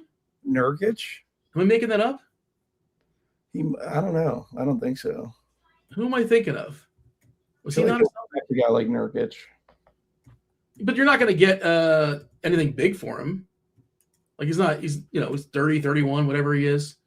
Maybe a second-round pick or something, kind of salary dump. I thought for sure he played for Boston. Am I just making that up? Maybe not. Do you think Bam follows it up tonight?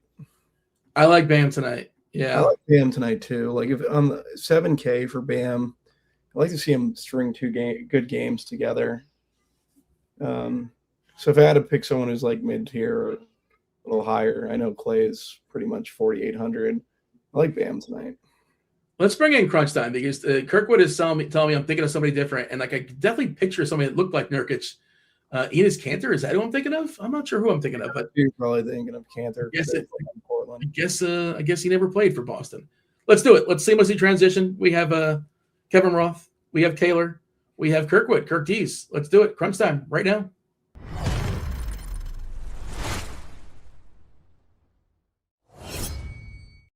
I wasn't thinking of Luke Cornett. I'm not sure who I was thinking of. Who am I thinking of? Enes Kanter. Maybe. I'm not sure. He's a big jazz guy. Yeah, he's a jazz guy as well. I feel like Dean would be thinking of Enes, you know? Yeah, he's thinking of something that rhymes with Enes for sure. Why is that the rhyme with Enes? Bobby set me up, and I take the bait every time because I can't help myself. And then getting blamed again. What rhymes with? I'm trying to think. I got nothing. What rhymes with Enes? Weenus. Thank you. Yeah, that is a real word. You know what your weenus is? I'm going to Google now. I don't know. Your weenus is the skin on your elbow.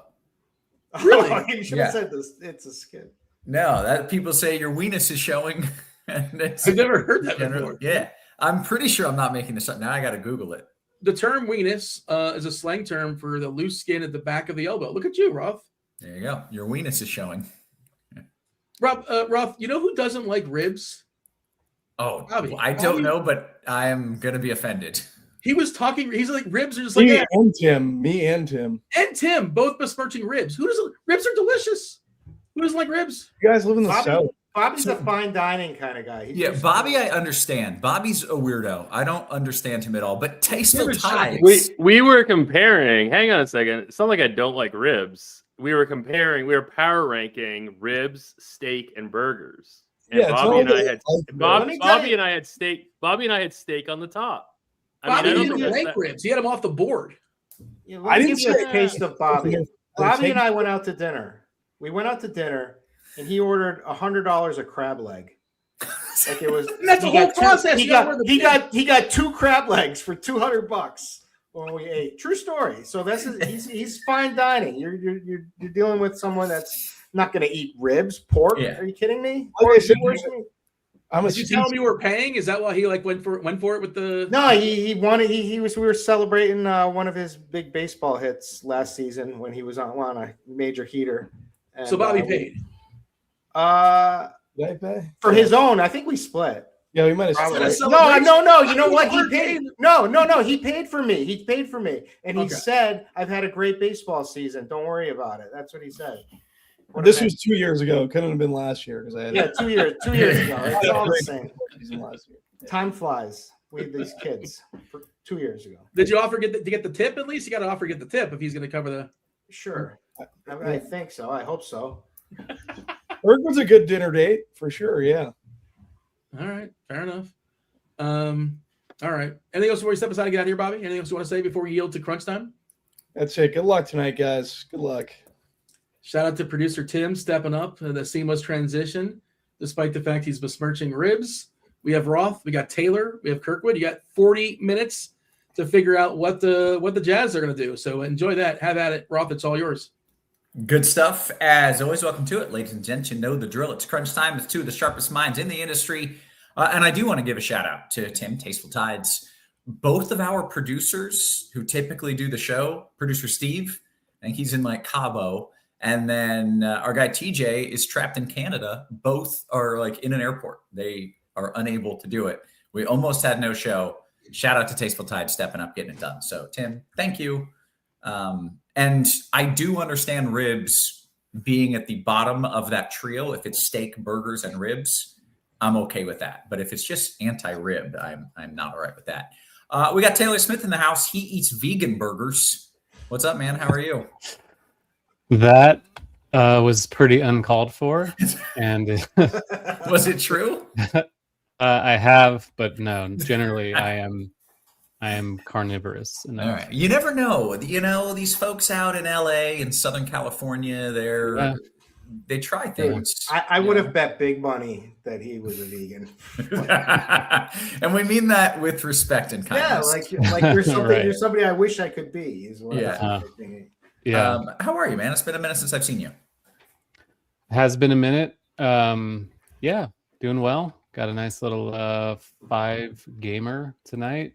Some Utah stuff, which is always a challenge. But yeah, should be a good time. And some Mavs value, like a lot of Mavs value, or at least we think it might just be, they put up 70 points and none of those dudes did anything. That could happen. I got KirkDiese, the aforementioned, in the house. What up, Kirk? How are you? I'm doing very well. How are you? Although my finger is still a problem. So, can I see it? No. Oh, Jesus, man. It looks like you got shot. It looks like there's a bullet hole in it. I finally sacked up and was like, I went to urgent care today. I was like, because I didn't want to go, I got a little cut on my pinky, like what I Yeah. And so I did finally go in there today. So I got antibiotics. And if it doesn't heal by Monday, I got to go to a dermatologist who's do a biopsy on it.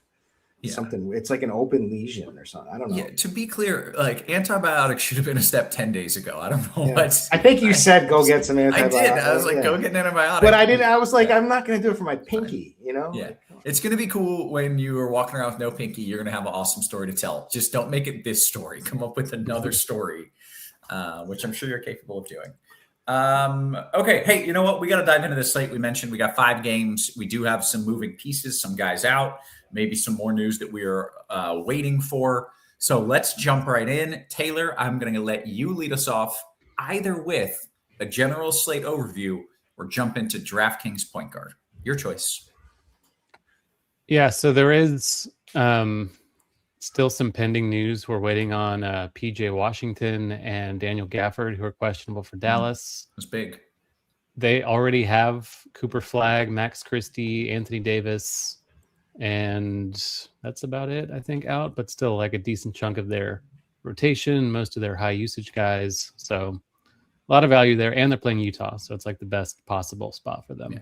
Like if PJ Washington is in and you think he's getting a full run, you're absolutely playing him, right? You absolutely are. Yeah. But we'll see. It's hard to tell. I don't think Daniel Gafford's likely to play on a back-to-back, but he's questionable, so you never know. And then we have Devin Booker out, Lauri Markkanen out again for Utah. So we'll see about Nurkic. Like, he was a healthy scratch last night, essentially.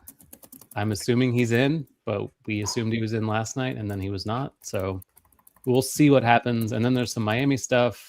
Davion and Jaime Jaquez are out. Lou Dort's questionable. Doesn't matter that much. So not a ton we're still waiting on. Yeah. Okay. Well, since you gave the overview, we get to dive right in with Kirkwood at DK point guard. What you got, Kirk? Let's see here. Who do I should show my pinky the whole time. All right, Tyler Hero is a good play today, especially on DraftKings. It's probably 6,800. I mean, he's back now. Like they played him 39 minutes against Phoenix the other night. So this is a guy with a huge minute ceiling and a huge offensive game. Not the greatest matchup with the Celtics, but I think he's the type of player that can create his own shots and make it hard when he's on. So he's a good play. Obviously, the play that the value play is Brandon Williams. He probably isn't even going to start, and he's still the play. He's a scorer. He gets buckets for the Mavs. They're missing everybody, like Taylor said. So like that, Colin Gillespie is. Devin Booker's out, so 6,100 for the role that he's going to have should be awesome. So those are the probably the top 3. Number 4, he could be number one by the end of the night, is Keontae George. This should be Keontae and Nurkic both nuke in this game, and then we're going to have to try to figure out the other piece that nukes with him. I don't know. Or maybe they won't be, but he's at 8,200, so he's not the cheapest play by any means, but he's got a massive ceiling. He's going to have a massive role. So love him. Then we have two studs, right? Like, who are going to be definitely underowned, probably under 10% each tonight, and that's Cade Cunningham and Shai Gilgeous-Alexander, who just showed why he was the MVP last game against. They turned it on against the Spurs. Unfortunately for me, I took the Spurs, like I said, at +8.5, but lost that one. But it's all right. And then we've got guys like Kevin Porter Jr., just solid. Always has been solid this season. It's crazy. And then he's a pivot from some of the chalky guys would be Jordan Goodwin for Phoenix. Okay, so those are the good. Taylor, your thoughts? Point guard, DK, what do you got? Yeah, hard to get away from Williams. Under 5K, just too cheap for the role off the bench. A lot of usage playing Utah. I agree with the hero thing, like too cheap on DK with the no Davion for Miami. Keontae, once again, no Markkanen. Good spot against Dallas, who's shorthanded, and they're both on a back-to-back, so shouldn't really be an issue, I wouldn't think, for either of them. I do think Cade and Shai are just going to be under-owned. There are other ways to spend salary on the slate. I prefer Cade between the two against Phoenix. Both are totally fine. Like, it is a close spread for OKC, which we don't often have, even if it is a tough spot against the Rockets, so I don't mind that. I like the Goodwin thing. I like Gillespie in the mid-range. On FanDuel, I think he's under 6K, which is pretty cheap for life without Devin Booker. But on DK at 6-1, he's also very good. If you want a true punt, I guess you can play Drew Smith, who should be the backup to Hero, but pretty thin. Not sure we need it. Large field play only. Okay. I want to go to shooting guard, and I'll start with People's Screen, who says, let's run it back. Sensabro last night just was absolutely chucking. And I saw the highlights. I don't think he hit the rim the entire game. I have never seen, like, it was Steph Curry level pinpoint accuracy. Can we run it back with him? I think you can. He did that off the bench too, which was like extremely out of nowhere. Yeah. Earlier, we had him projected to start. I haven't checked to see if that's still the case. It is. So he's pretty cheap on FanDuel. On DK, he's like pushing 6K, so it's kind of tougher to justify. Obviously, the ceiling is there. And without Markkanen, there is usage. So it's not the worst idea. I think on FanDuel is just a way better play. Yeah. But yeah, it was pretty insane. He was like coming off screens. He was... It was awesome. Teamed. It was looked so good. Nuts. And we know how this story ends. Like, I have them in my lineup on FanDuel as of right now, and like I don't feel very good at all. Yeah. Well, the game prior to this last game, he had like 10 fantasy points. And then, so okay. Anyways, your thoughts as shooting guard, Taylor?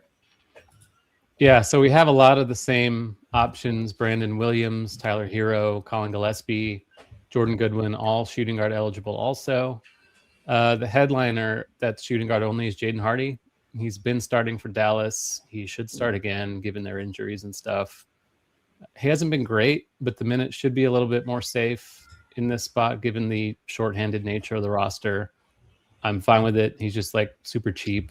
Don't mind playing him with Williams and the other Mavs just because they're all underpriced. Najee Marshall, another mid-range option, 6,300 is kind of pricey for him, but in the role, without Flag, without AD, without Max Christie, the minute should be there. If PJ's out, he'll look even better. So no issue with that, and he has the best positional eligibility possible, shooting guard, small forward. So I like that. Grayson Allen at 5'2", same positional stuff as Najee without Devin Booker, should be decent enough. It is a tough spot for Phoenix at Detroit, so there's some risk of like total ruin, but he's cheap enough. Get some usage while he's out there. I don't mind that. In tournaments, I'm okay with Norm Powell, kind of a Najee pivot. May not be as owned as Najee. And then Steph Castle at 7K flat looks a bit cheap. The Spurs are pretty healthy outside of Vassell, but we've seen occasional ceiling from Castle. Okay, very good. Kirk, your thoughts as shooting guard? Yeah, it's pretty much the same. It's Tyler Hero, Brandon Williams, and Gillespie are probably the favorites. Najee Marshall is playable on shooting guard, but you probably end up just playing him at small forward. Norman Powell's in a decent spot. The Heat are in a decent spot with, missing 2 starters here. So Norman Powell, I've got nothing bad to say about him. 6,400 is very reasonable for this role right now tonight, so don't mind His that. name is Norman. You could make fun of him for that. You said there's nothing bad to say about him? Stormin' Norman, man. Come on, I love that. Love that bad name. Unless there's any Normans watching, sorry. Yeah, crazy you would say that, with the how we could you just kill the percentage. There's somebody out there who's so mad. Yeah, they're never watching again. Sorry, Norman. Yeah. Pelle Larson is probably going to play a bunch of minutes in this Boston game. He's kind of a little bit deeper. He's 4K. I would play him at small forward, but he is shooting guard eligible, so I mentioned him. Jordan Goodwin, again, just as a pivot. And Grayson Allen, just because Booker's out. So, yeah, those are the guys. Small forward. Small forward.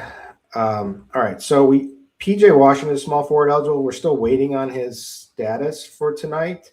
So this game is going to be ham, right? Like, it's two of the worst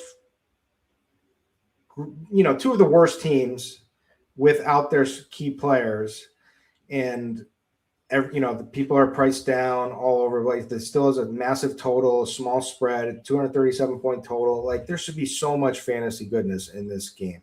So, just load up where you can. And PJ Washington should be the guy scoring and be able to eat in the paint tonight. So I like him, but we got to wait to make sure he's in the lineup for sure.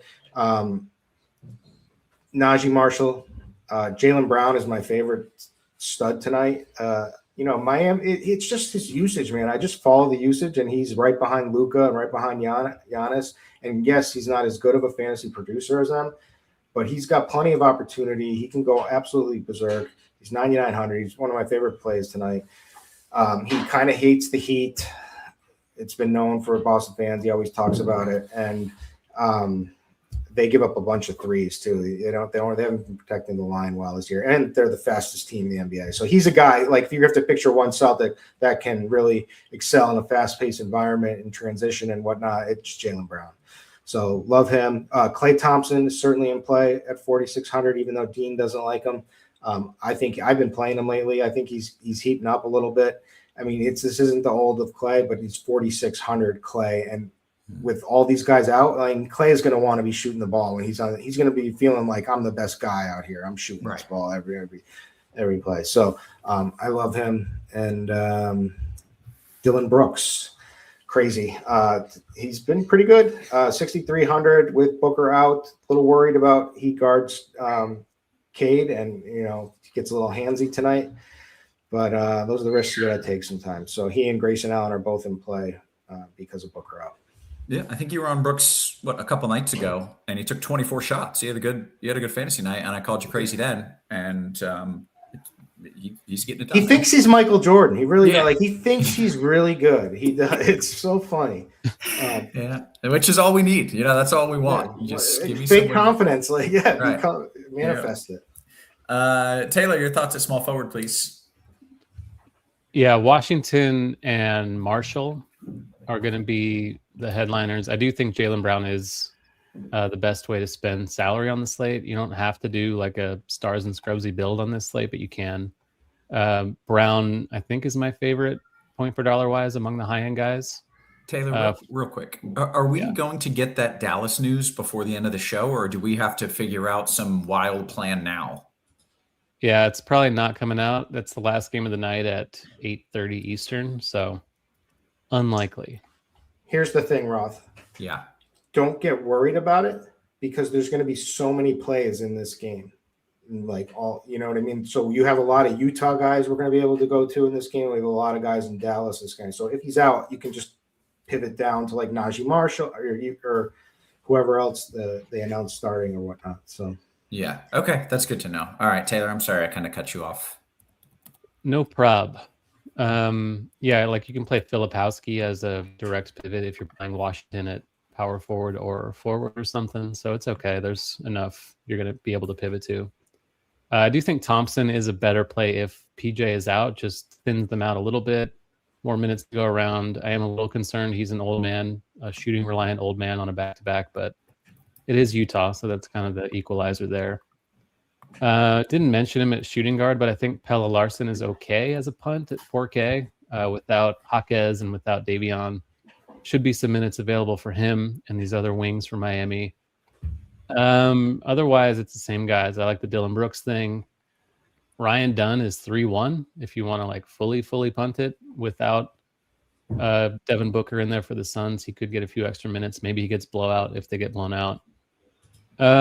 Royce O'Neal kind of falls down the list. Like Phoenix has a lot of these guys in the mid-range. He's not necessarily one of the better options, but he's still playable. But overall, you're just kind of building around PJ, Najee, Allen, Jaylen Brown, maybe Dylan Brooks. Okay. Power forward. Yeah, you got PJ here. Also, you have a couple of high-end options. Giannis on the slate. It's a tough Giannis spot at San Antonio with Wemby kind of taking away the thing Giannis does well offensively, but still Giannis, you still need raw points.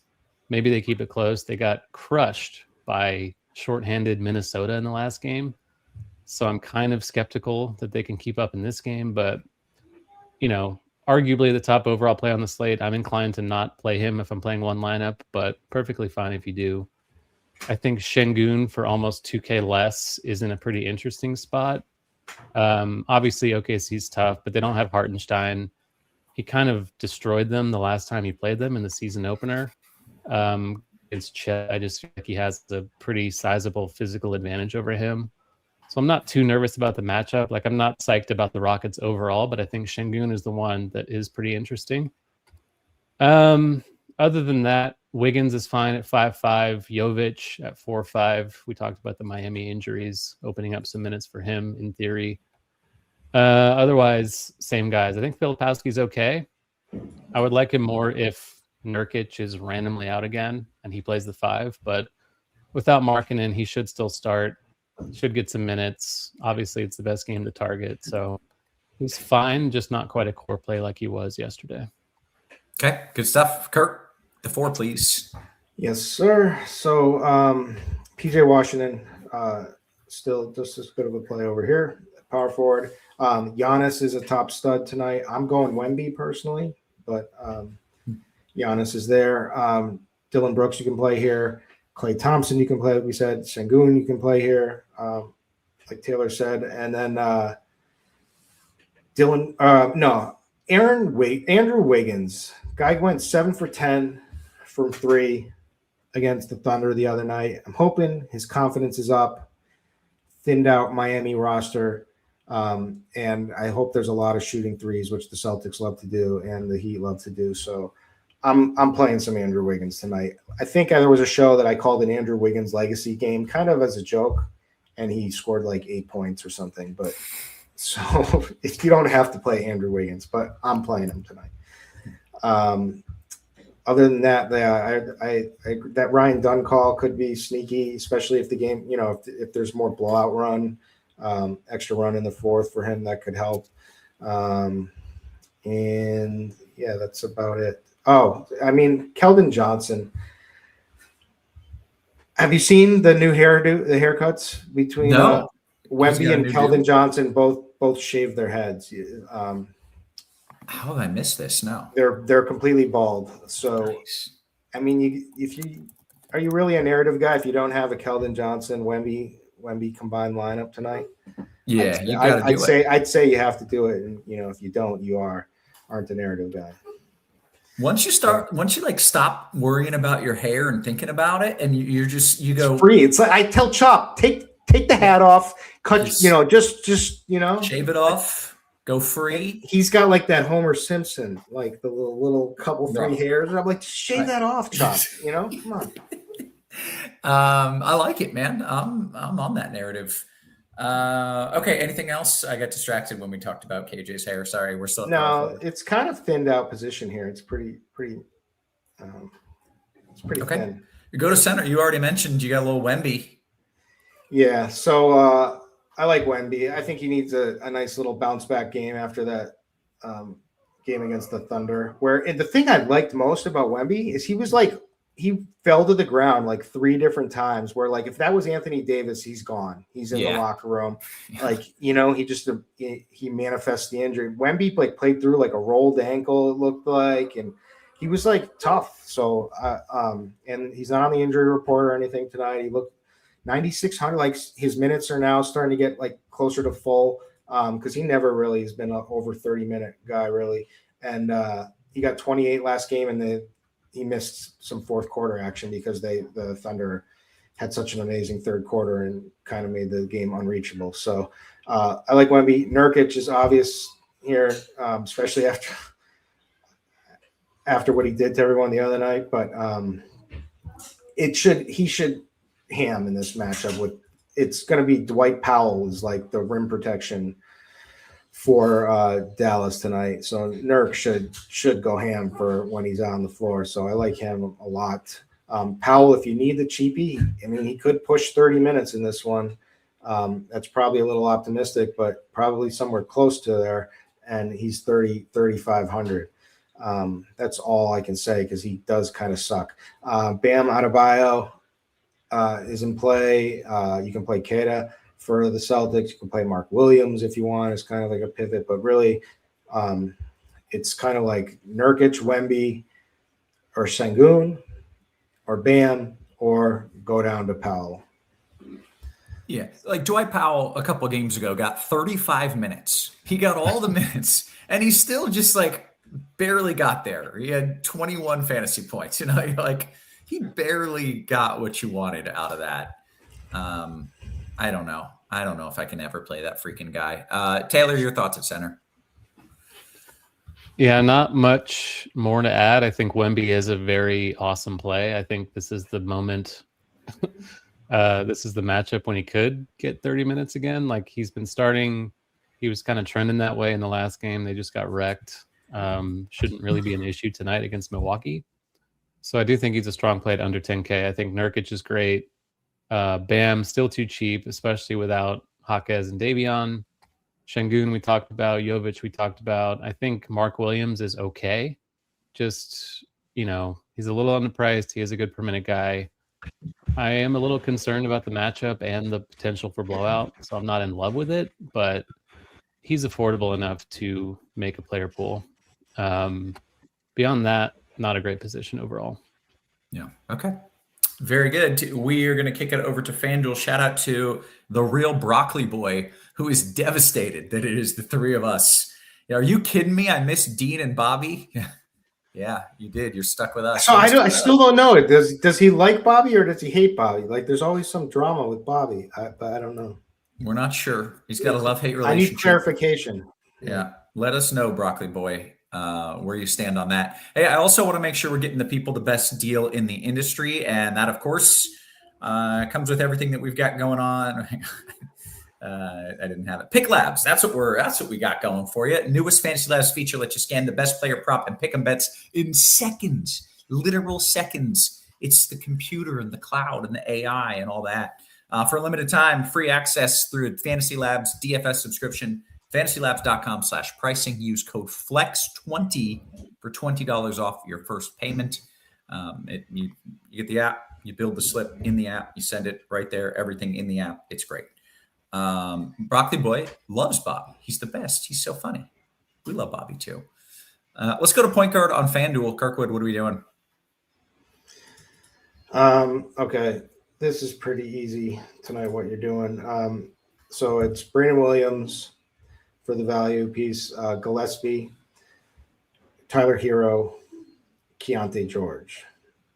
Those are really like I'm playing FanDuel tonight. Those are like the only guys I kept playing around with back and forth. Which way do I like my lineup? If you want some lower owned plays, well, a play that's not going to be lower, but Stephen Castle's always a decent play. De'Aaron Fox is a good play. Derek White, you could make a case for. I'm on Jalen though over this game tonight. But and then like I said, we've been saying with Cade, he's going to be low owned tonight as a superstar. And can always go nuts and triple double and whatnot. So got to consider him. But that's it. Okay, Taylor, your thoughts at point? Yeah, Williams, Gillespie, Hero, Cade, Keontae. I think Derek White is okay, just kind of overpriced with Jaylen Brown back, but it is a good game environment, and he shouldn't be that owned. KPJ, Steph Castle is okay at 7-4, but the top end is so strong they don't really have to mess around a ton with the other stuff. Yeah. Okay. Shooting guard.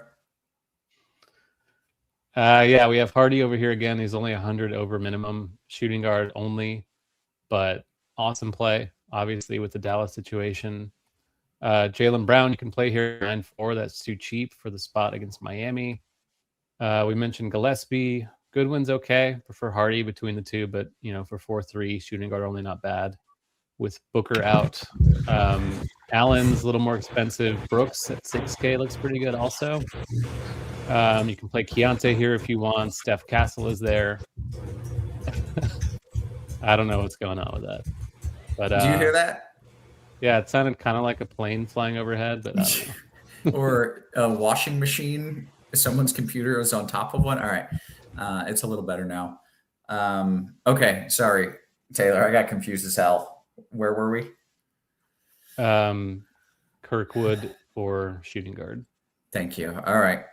Looks like we got Gafford out according to Nate. We'll see if anybody else has that and if it's official. And then we've got Kirk coming up with some shooting guard thoughts as well. And just peeking out the window, making sure the Popo aren't coming for you. No, the noise was our heater. The heat turned on. I thought it was a washing machine potentially, but it wasn't. PJ out. PJ out, friends. Well, just more. You're just gonna have to load up on more people in this game. Obviously, Najee is much better play now, just because he's gonna have to do more. Wow, that's crazy. So tell me there's someone who resembles a big for that team that I can play who's not named Dwight Powell. Yeah, I don't have a name yet. Hold on. They got to have called someone up, right? They have Jeremiah Robinson Earl, but I don't think he's gonna play. Didn't they just sign him or something? Yeah, I don't think you can actually play him. They have Cisse, but I don't think he'll play. Yeah, he could. Yeah, he stinks, but he could. Yeah, I don't know. I think Powell's the one you actually would want. Damn it! Am I gonna have to play this freaking guy?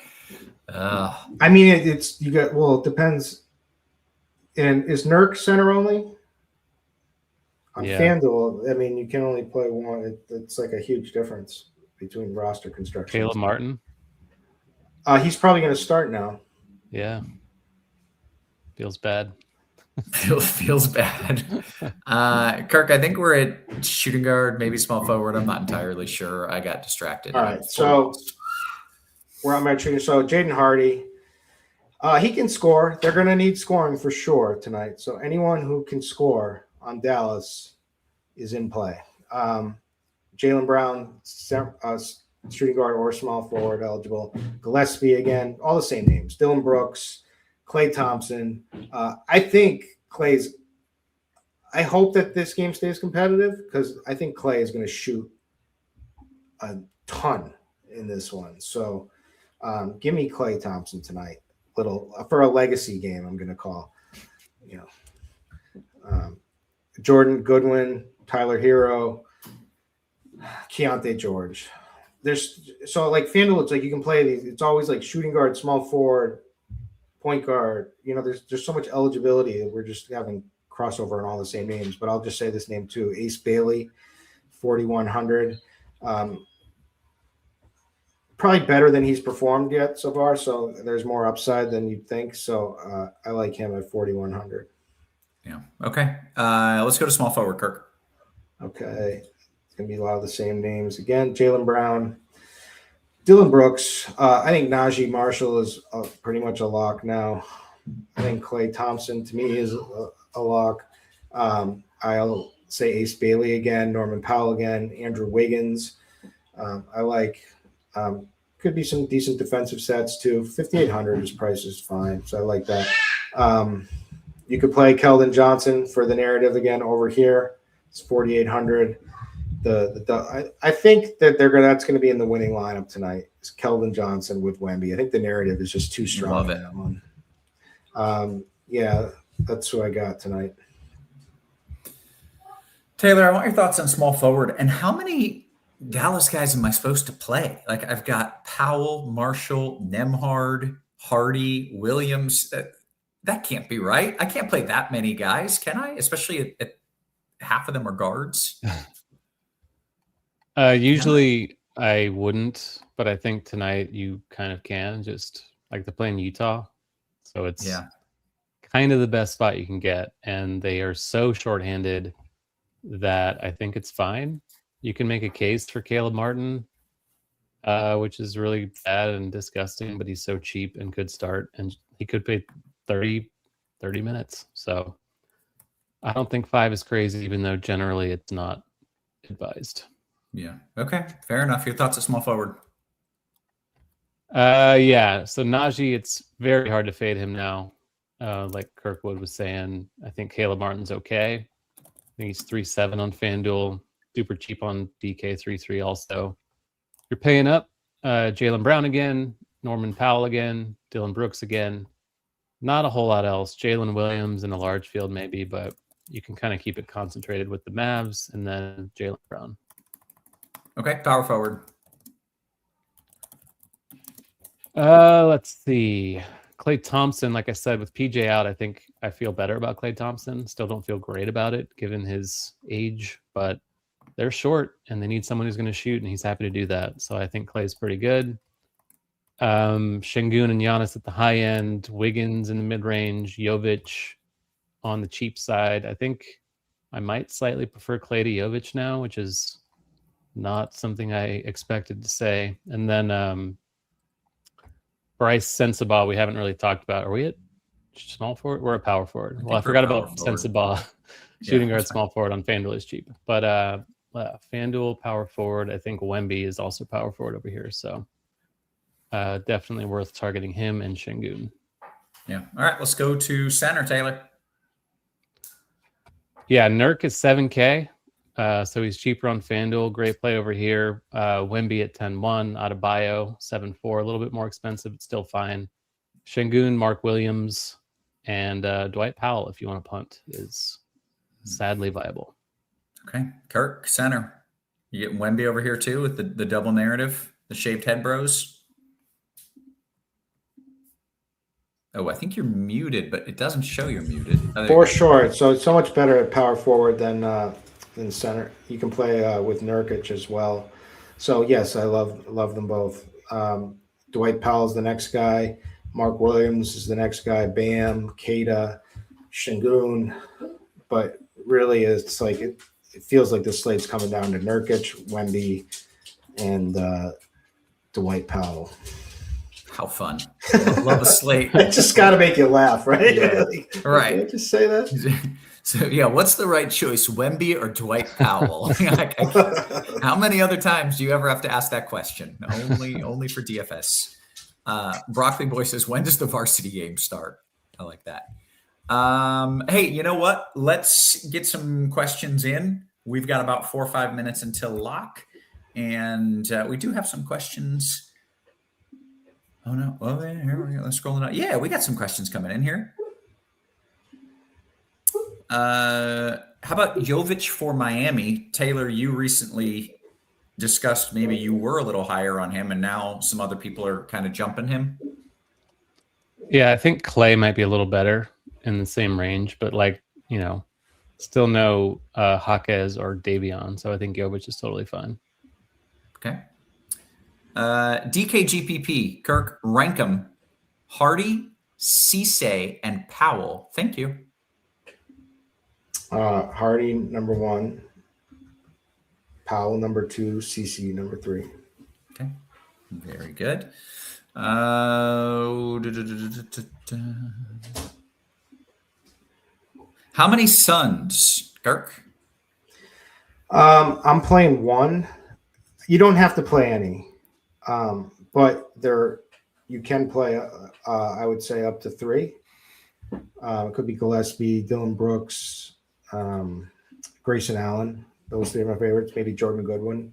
All those guys are in play, and even Mark Williams. But I would cap it at 3 and say you don't have to play any if you don't want to. Yeah. Okay. Some people just talking their favorite plays, not even asking. That's all right. You can do the chat in here. Actually, am all caught up on the questions. We still have about 2 minutes until lock. Do we talk about Jalen Williams? Oh, how about this one? Any Giannis love? I had so much cash, I almost landed there, Kirk. Yeah, absolutely. I'm just going Wemby over him, but it's very close. Yeah. Mari Don Yeezy says, are we just jamming in Mavericks and Suns, Taylor? Pretty much. I think the Mavs are obviously a lot more necessary than the Suns, but both are pretty appealing. Any Kevin Porter love tonight? Sure. Yeah, sure. Let's see. K-Town's Fine and says, Kirk, can we depend on Nurkic tonight to go off? Or are we scared of another, quote, coach's decision? No thumbs up. No, they gotta play him tonight. And if you're going against Dwight Powell and CeCe, then Nurkic is going to dominate when he's on the floor, I think. Yeah, love that. Great show, Kevin, as usual. Thank you. I read that comment just because it felt good to say that out loud. Thoughts on Asar, Taylor? Any Asar? Probably not tonight. I don't really see the need. Okay, see if we got anything. Are you afraid of a blowout in the Dallas game? And my thought here is, even if there's a blowout, are we losing most of these dudes? Like Taylor, or should we be blowout worried in Dallas? No, I don't think so. They're just too thin, and Utah's not good to begin with, so I'm not worried about it. And they both should want to lose this game. I think maybe they just play less defense. I like that. Let's see. Royce O'Neal or Jordan Goodwin? I'd go with Goodwin. Jay Saskatoon says Roth's daughter could probably guard KD. He's soft. Ellie, could you guard KD? What does that mean? You could say, yeah, I could do it. Yeah, I can do it. Yeah. We need to clip that. Yeah, I can do it. We Major says, how do we like Duran in FanDuel tournaments, Kirk? Mildly. I think he's in play, but he's like a little bit fringe there on the out. But he's back now, and it's not a bad spot against Phoenix, but lukewarm on him. There's just too many other plays. Yeah. Let's see. Nobody's talking about Bam, Taylor. Any Bam? Yeah, a lot of Bam. We talked about him quite a bit. Okay, very good. FanDuel Showdown, Goodwin or O'Neal, Taylor? Good one. Okay, we are moments until the lock. Here we go from McDaniel. Najee Marshall and Wemby or Bam and Şengün? Kirkwood, Najee Marshall and Wemby or Bam Şengün? Yeah, Najee, Wemby, and for somebody in the chat here, no bone.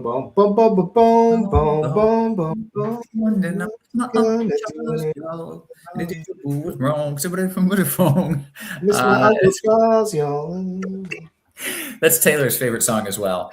I think on that, we're going to clear on out of here. For Kirk and for Taylor and for our wonderful production crew, especially Tasteful Tides, stepping up. Guys, we appreciate you. We love you. And we will catch you tomorrow. You have been crunched.